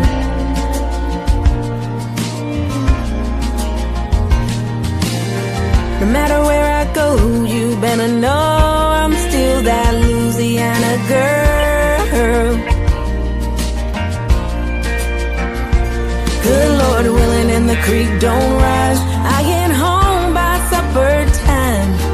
Sweet potato pies and hummingbirds are my song. The simple southern soundtrack of my life. By the bayou where the summer days flew by, there were pink mimosa trees and I would climb to touch the sky. And the blue-green dragonflies that gave me wings. I've traveled down 1,000 city streets, but the country lives in me.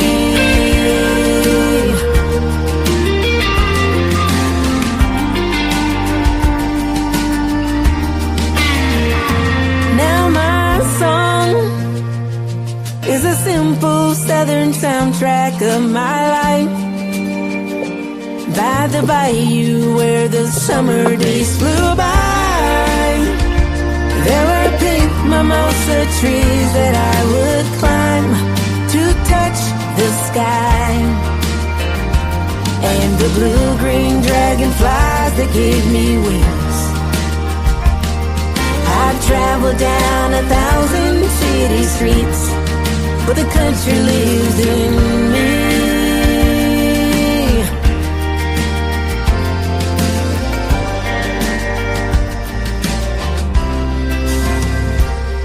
I've traveled down 1,000 city streets, but the country lives in me.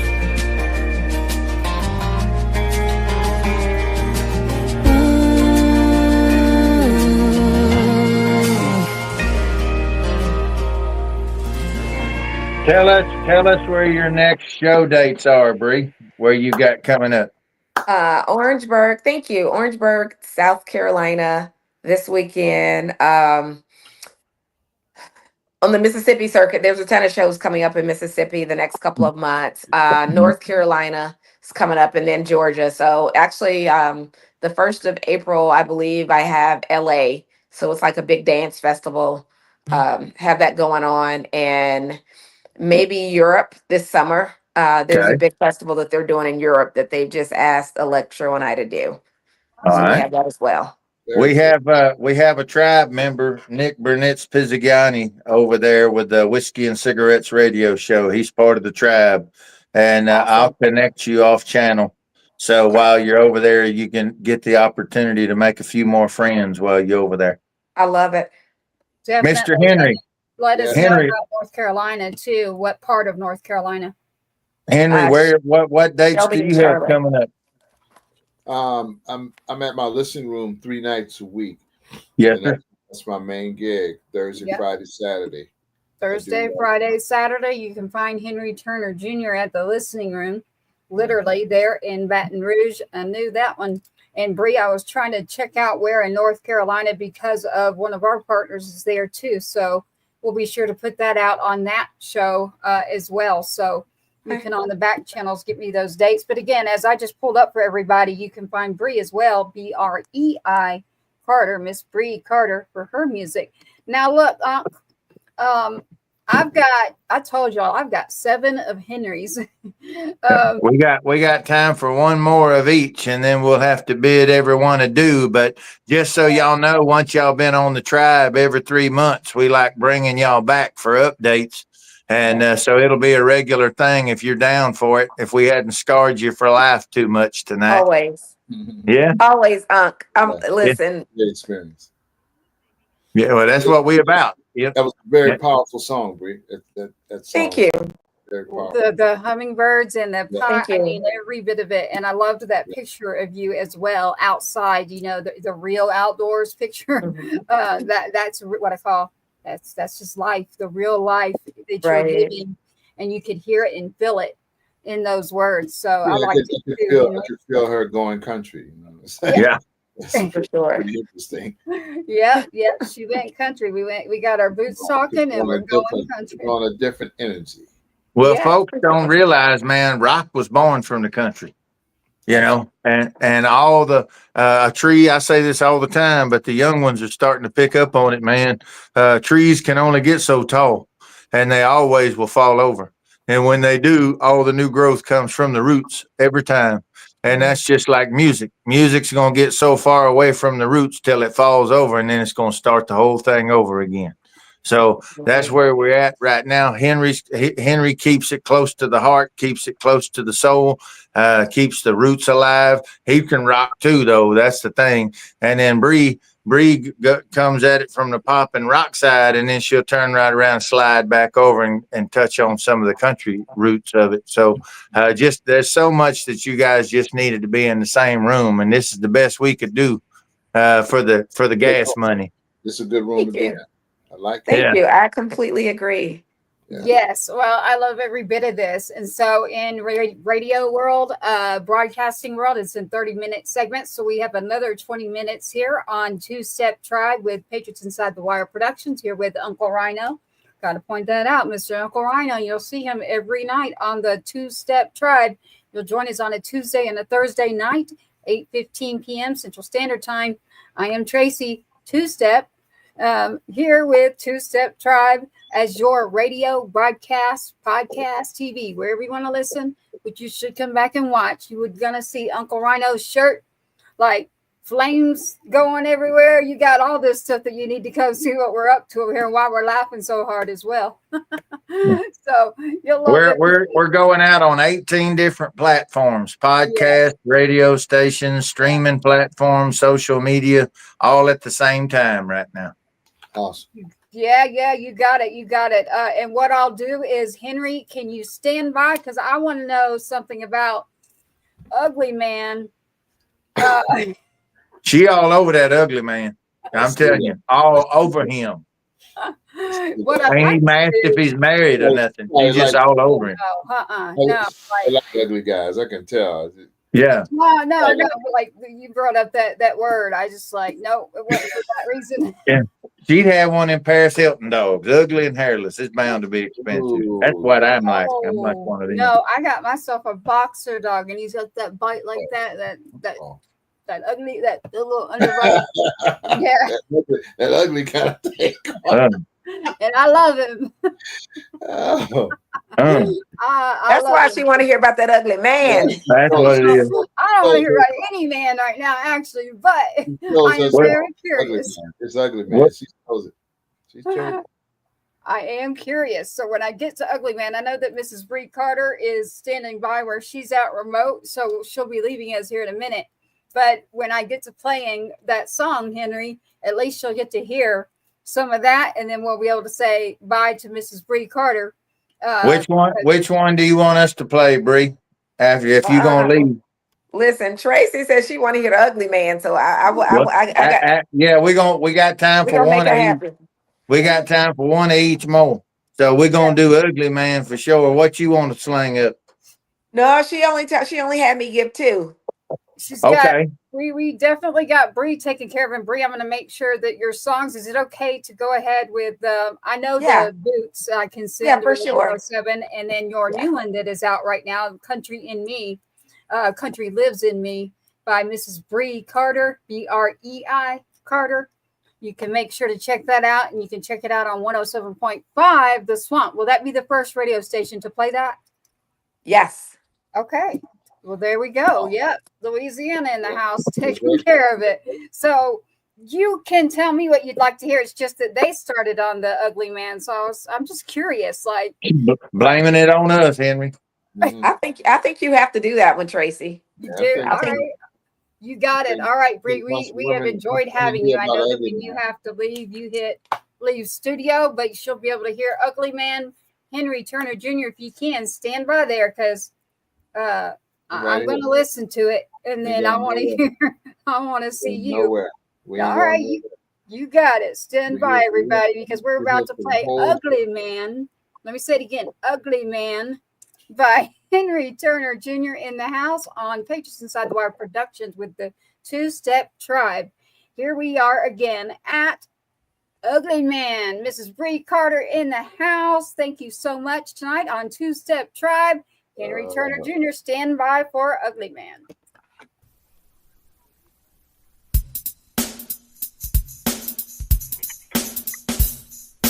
Ugly man, that's what I am.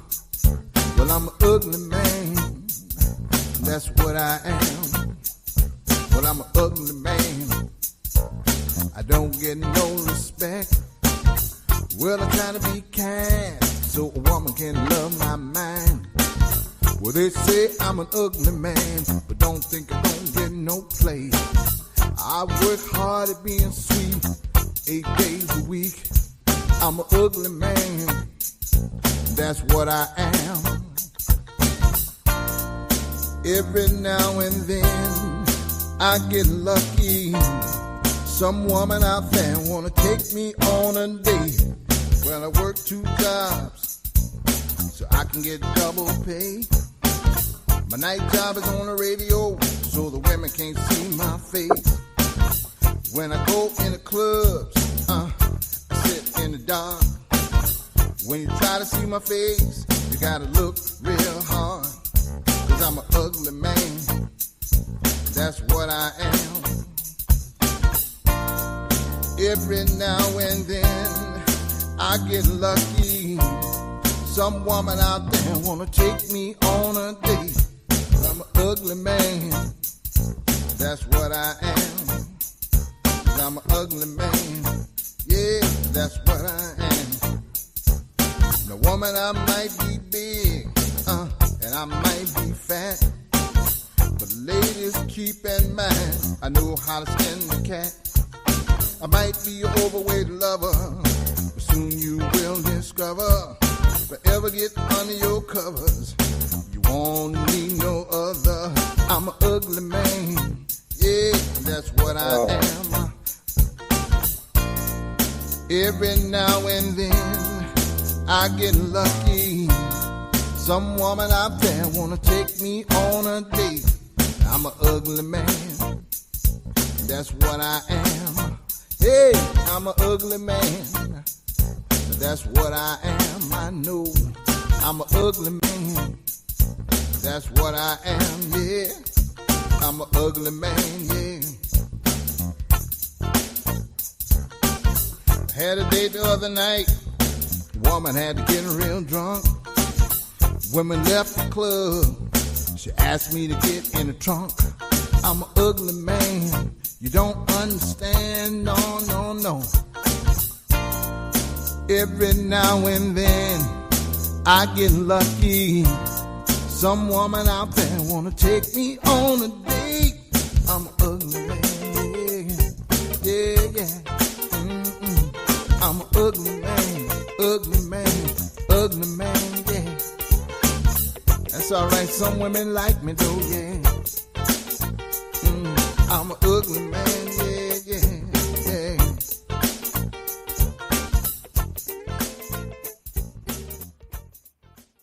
Ooh, watch out.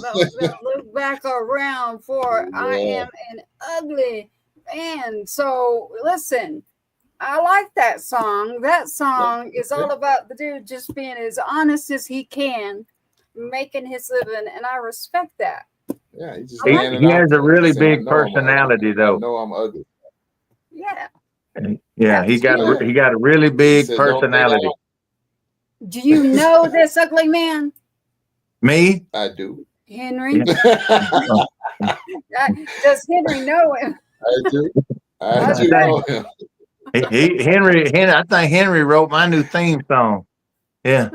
I love it. Brie said to say that she loves it. And so she'll be joining us again on Two Step Tribe. That was Brei Carter. Henry Turner Jr.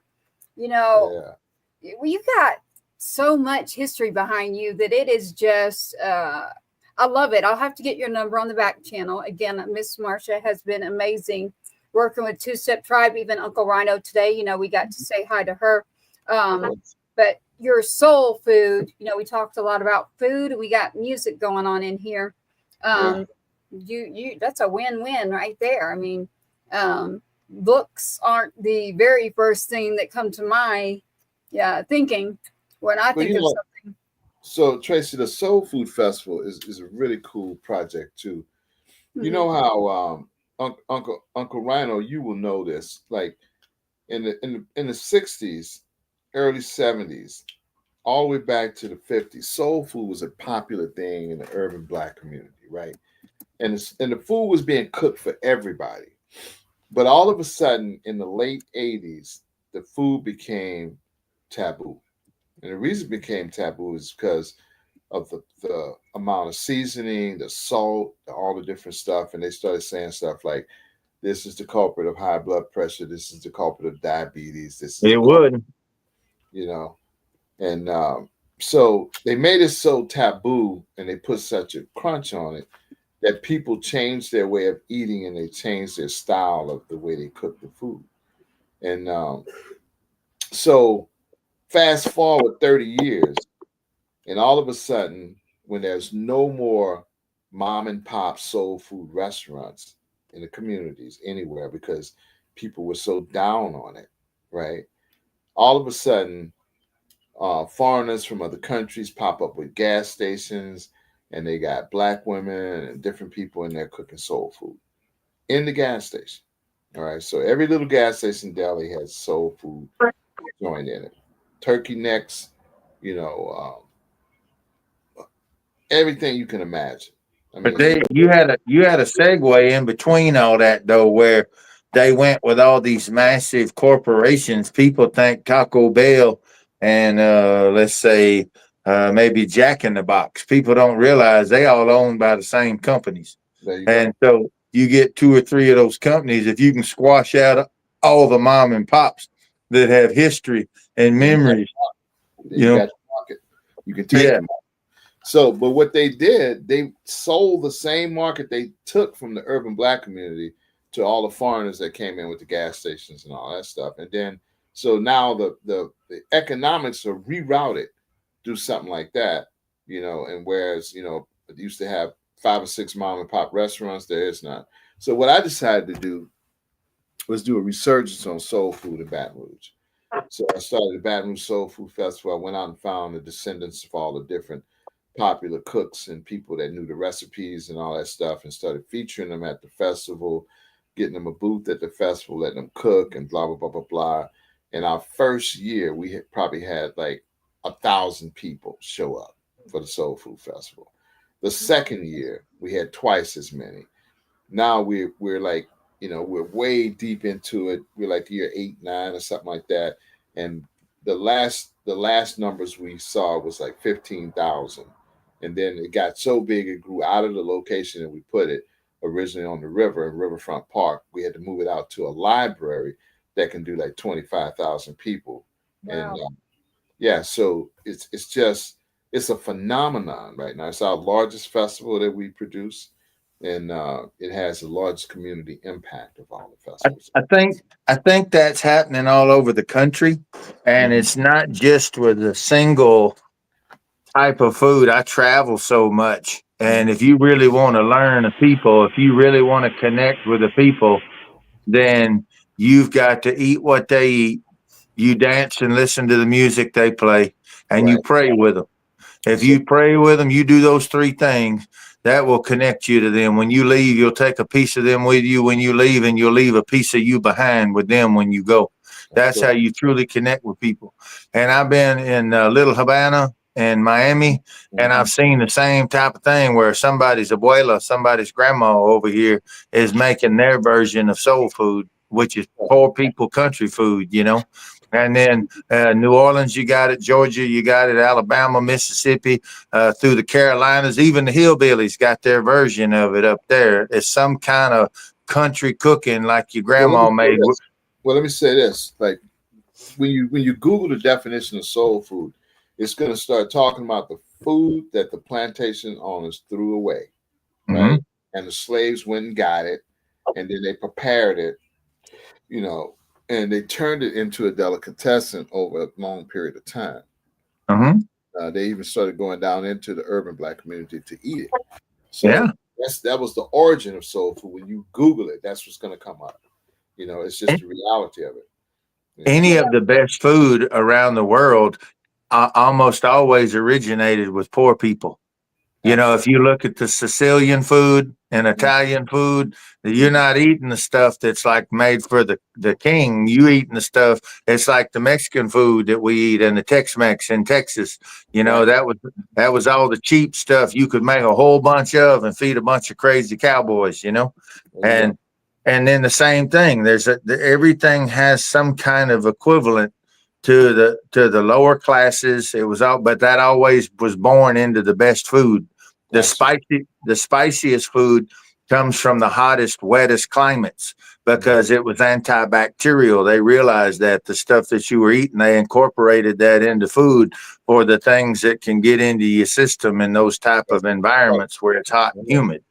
They have a question here. They want to know if lard is still a main staple in the use of soul food, Henry Turner Jr. No, it is not.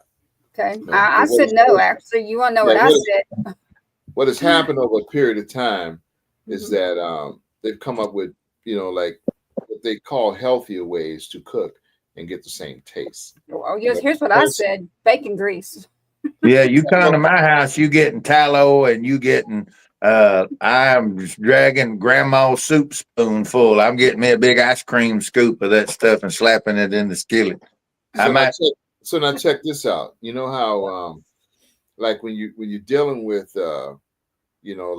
grease and all this different stuff, like if you're dealing with bacon grease, you're dealing with pork, right? And pork was a main staple in soul food, but then doctors, African American doctors and tribal doctors have linked pork and high forms of nitrate to diabetes and high blood pressure. Right. So they would take like if you did mustard greens or collard greens and you would throw a ham hock in there, now what they'll do is they'll throw a turkey tasso in there. and you'll get the same effect. Okay. Because remember, the food is bland. It's just the seasoning that you put in it, what you're tasting. You know, if you was just to boil a piece of meat and bite it, you would lose your mind because you say, "Oh no, I don't want that," right? Mm-hmm.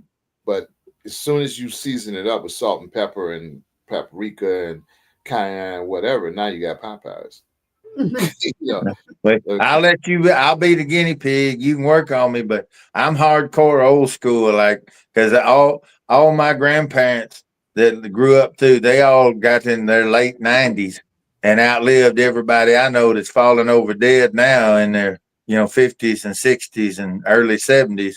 They've been growing up on the vegetable oils and stuff, So here's a theory, Dr. Sabi. Anything that nature didn't make, don't take. Right? Yes. Right. Mm-hmm. And then the thing about it is, like, what happens when you put oil and water together? They ain't friends. Right. It coagulates. So if you was to put that in your system, same thing is going to happen. Mm-hmm. So you have to find something that the system will break down and pass it through, That's true. So that's the theory. The theory is all the clogging, all the arteries and all the different stuff is because of the choices of what you choose to cook the food in. I tell my doctor he don't get a discount and he ain't able to make me live forever, and I'm paying him a whole lot for a temporary fix. So I just tell my doctor to do better. Well, food is medicine and medicine is food. That's what medicinal, yeah. Food is medicine. There are medicinal properties. If we were to talk about the C word, I know a lot about that category. And so I'm a red meat person. My body actually functions well with red meat. So I go there. But yes, food as far as the soul on the inside out, it's like music. Now, do I always listen? No. I know. Well, it's hard to respect it, but food is medicine and medicine is food. It's true. It is true and the music is medicinal as well, as far as therapeutic in a universal language. So between your food and your music, you've just summed it all up right there. I keep saying I'm going to do it on a Monday, and Monday keeps coming and going. So. Well, just like with like a song like we just did. Ugly Man. It's just, it's a satirical song. So it's about laughter and bringing happiness and joy, and letting somebody hear something that will just make them say, wow, that's cool. Yes, that's funny. And that's cool. Whatever. And that's the mindset, like when you're doing music, it's like, what effect do you want the music to have on somebody? Because if you the I Love My Soul Food song? Yeah, I Love My Soul Food is really, it's a testimony about food, and it's one of those things where you get into the different types of soul food and talk about it, and you talk about your love for it, because it's the theme song for the Baton Rouge Soul Food Festival. All right, then would you like for us to play that one then? Because I've got it rolling down here. It's telling you that the Soul Food Festival with Henry Turner Jr. Check that out at Henry Turner. Listen, my Southern's coming out. HenryTurnerJr.com. It's very easy to find the Soul Food Festival there in Louisiana. On that one, they can just go to vrsoulfoodfest.com. Okay. The Soul Food Fest, vrsoulfoodfest.com. Yeah, we'll have this one take us out, and then we'll do our sign-offs, and then we'll call it a night. But hang around backstage, Henry, and we'll visit a little bit. Yep. And so Henry, you're gonna pick. Do you want to play I Love My Soul Food or My Saints? You going with your food? Let's do soul food. Let's do soul. All right, let's go with the food. We've got I Love My Soul Food with the Soul Food Festival coming up with Henry Turner Jr. there in Louisiana. You can find Henry Turner very easily, HenryTurnerJr.com. You can find the Soul Food Festival just as he just mentioned. So it's all very easy to find there on the website and check that out. I can't wait to actually attend, but we're going to listen to the song right now so we can all wonder about this food that's going to be at this beautiful festival.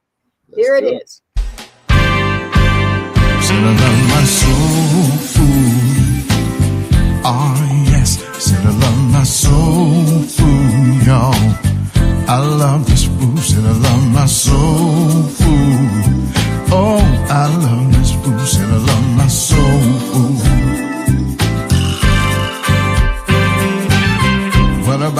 chitlins, y'all, over rice?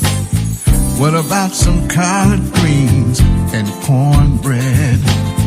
What about some fried chicken, some black-eyed peas? Said I love my soul food, oh yeah.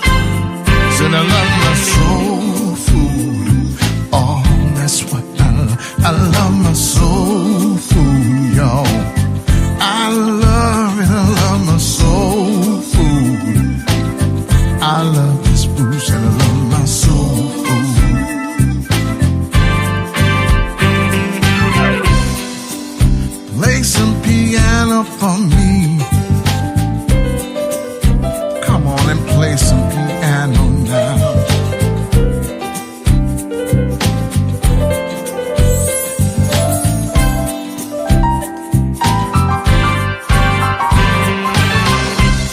I've been wanting some wild game, country style.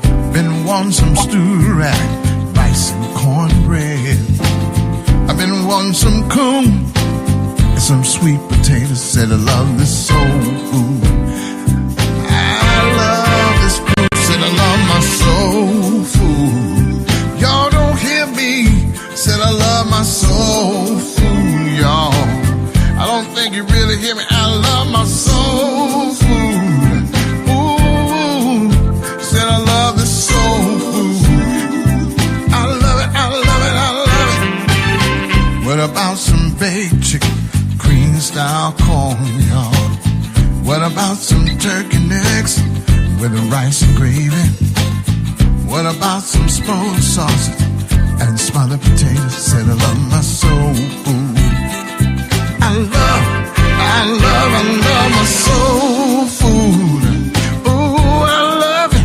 Said I love my soul food. Can you tell I love my food? Said I love my soul food. Oh, I love my soul food, y'all. I love it. I love it. I love it. What about some pig feet, y'all? Some red gravy. What about some pork rolls and some mustard greens? What about some pork ribs, some baked beans, yeah. I love my soul food, said I love my soul food. Oh, I love it, babe, said I love my soul food. I love this food, said I love my soul food.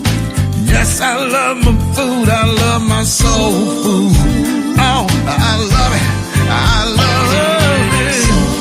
Better bet you $1, I love some soul food. I love some soul food. I really do, said I love my soul food, y'all. Hey, I love my food. I love, said I love my soul food, yeah. Play the horn for me now.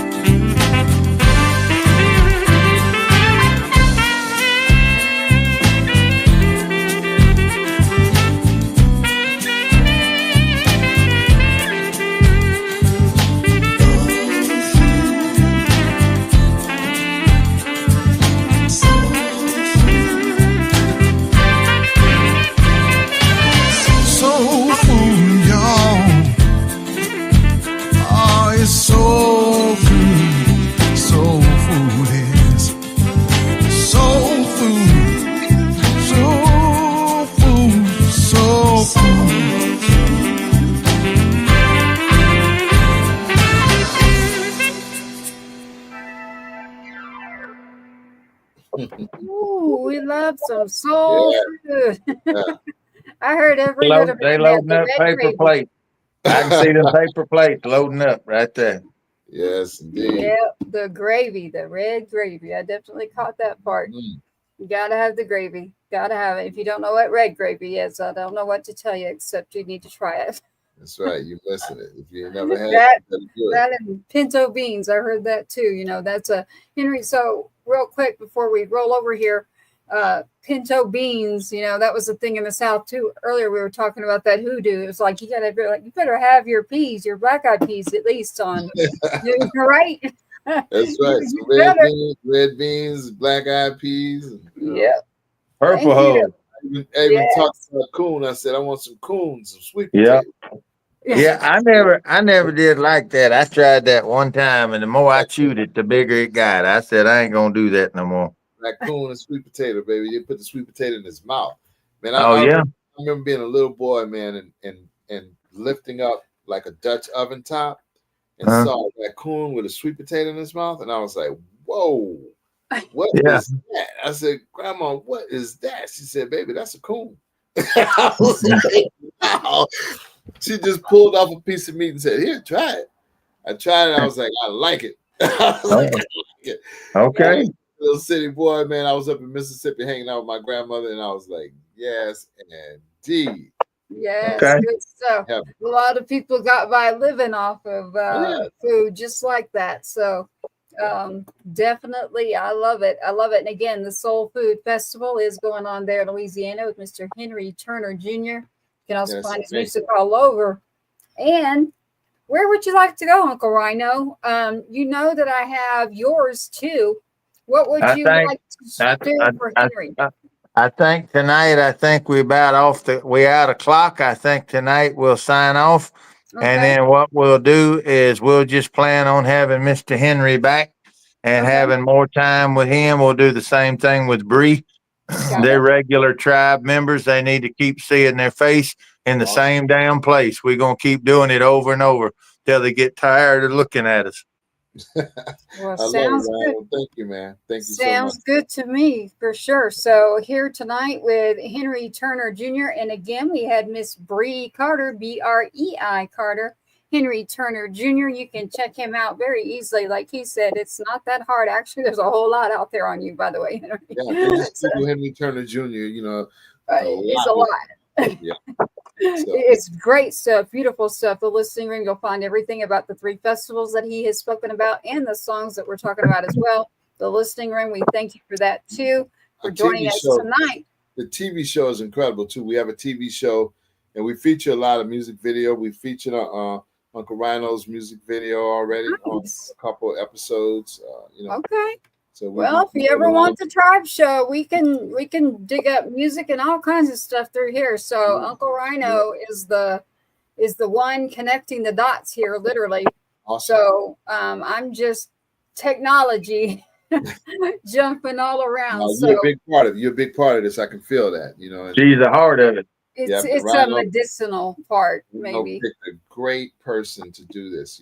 Tracy, you got some energy and some magic. Well, I'm one of those that I just don't care. It's like, okay, well, whatever. I'll check you later. But hey, it's good music, a good time. So thank you for that. I love it. It's all about good people. I mean, just the connection of the energy there. So that's what the tribe is about. And everybody's probably like, why do you keep saying tribe? And it's just about people. Let's connect some people back together. Let's get out of the digital. They'll figure it out. Yeah. They'll figure it out. They'll see people from Chicago and Los Angeles and New Jersey and Atlanta and Baton Rouge and Monroe, Louisiana, and all over the great state of Texas and crisscrossing Oklahoma and the Midwest. Tribe is everywhere. And they have no idea till we start bringing it in. We ain't color coded. We ain't political. And it ain't about who you do or don't love. It's about how we stand together when there's reasons to stand. And music is always the best way to communicate that. Yes. Well, Rhino, one of my favorite things to tell people about the industry, it's about marketing, promotion, distribution, manufacturing. Anything else could be whatever you want it to be, as long as it's good. That's all you need. You got it. You got it. That's why I said I would love touring by you and us kicking off the tribe show as well. I hear that reverb. Yeah, I love it. Yeah, we'll have 2 on the back channels here. So we're going to sign out tonight on 2-Step Tribe. The show tonight, Uncle Rhino, we love you. As well, Henry Turner Jr., who has been on the whole 2-hour show that will go with 107.5 The Swamp. Again, shout out for Texas Brew Radio as well. True Crit Radio. music grow. But again, 107.5 through Swamp, Texas Brew Radio are the two that carry the full show. So the music can go to stations, but we got the full show. So y'all can either listen, you can go check out the channel, but just get involved is what I'm asking you to do. Get involved in your community, get involved in the tribe. You want to figure something out, you want to grow together, let's do it. So thank you for joining us tonight on Two Step Tribe, here with Henry Turner Jr., Uncle Rhino, as always, as the host. Amazing. Love your shirt tonight. You got us color coordinated over here. I was trying to impress you. I've been sucking in my gut the whole time.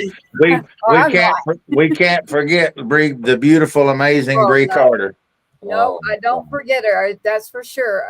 I make sure that we say her name too. And when we say Brie, I say Brei on purpose, because when people go to look that up, I want them to find her. So check her out on Instagram. Music is incredible.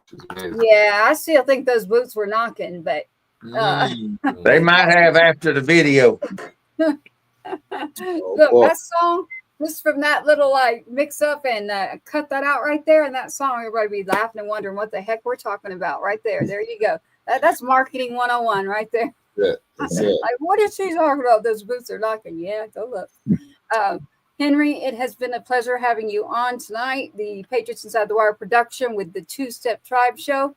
Everybody, you can listen to this anywhere. You can listen to music and a podcast. You can watch this, obviously, on the channels. Thank you to Heroes Media Group as well.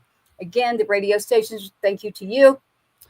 It's been a great night with Two Step Tribe. We're going to sign out now. Stand by, Mr. Henry Turner Jr., and we will see you tomorrow night on our Wednesday Warriors show. We have a unique show, and then this Thursday we'll be coming at you with the Texas Regional Radio Music Awards Future Face, Mr. Clay, Uncle Airy. Yeah, I was going to let you say it. You got Mr. Clay Airy, and we might have a surprise as well. So thank you to all of you out there. Please go subscribe, find the channels, support each other, and we appreciate you. Thank you from the tribe. We're going to roll out with this. And here you go, Uncle Rhino. This has been a Patriots Inside the Wire production. Thank you for tuning in to another episode of the Two Step Tribe, where you, the viewer, are always the rock star of this show. Don't forget to like, follow, subscribe, and share. We cannot do this without you. Your uncle says so, and you are loved and appreciated. Sergeant Two Step, sign us out. Let's load up.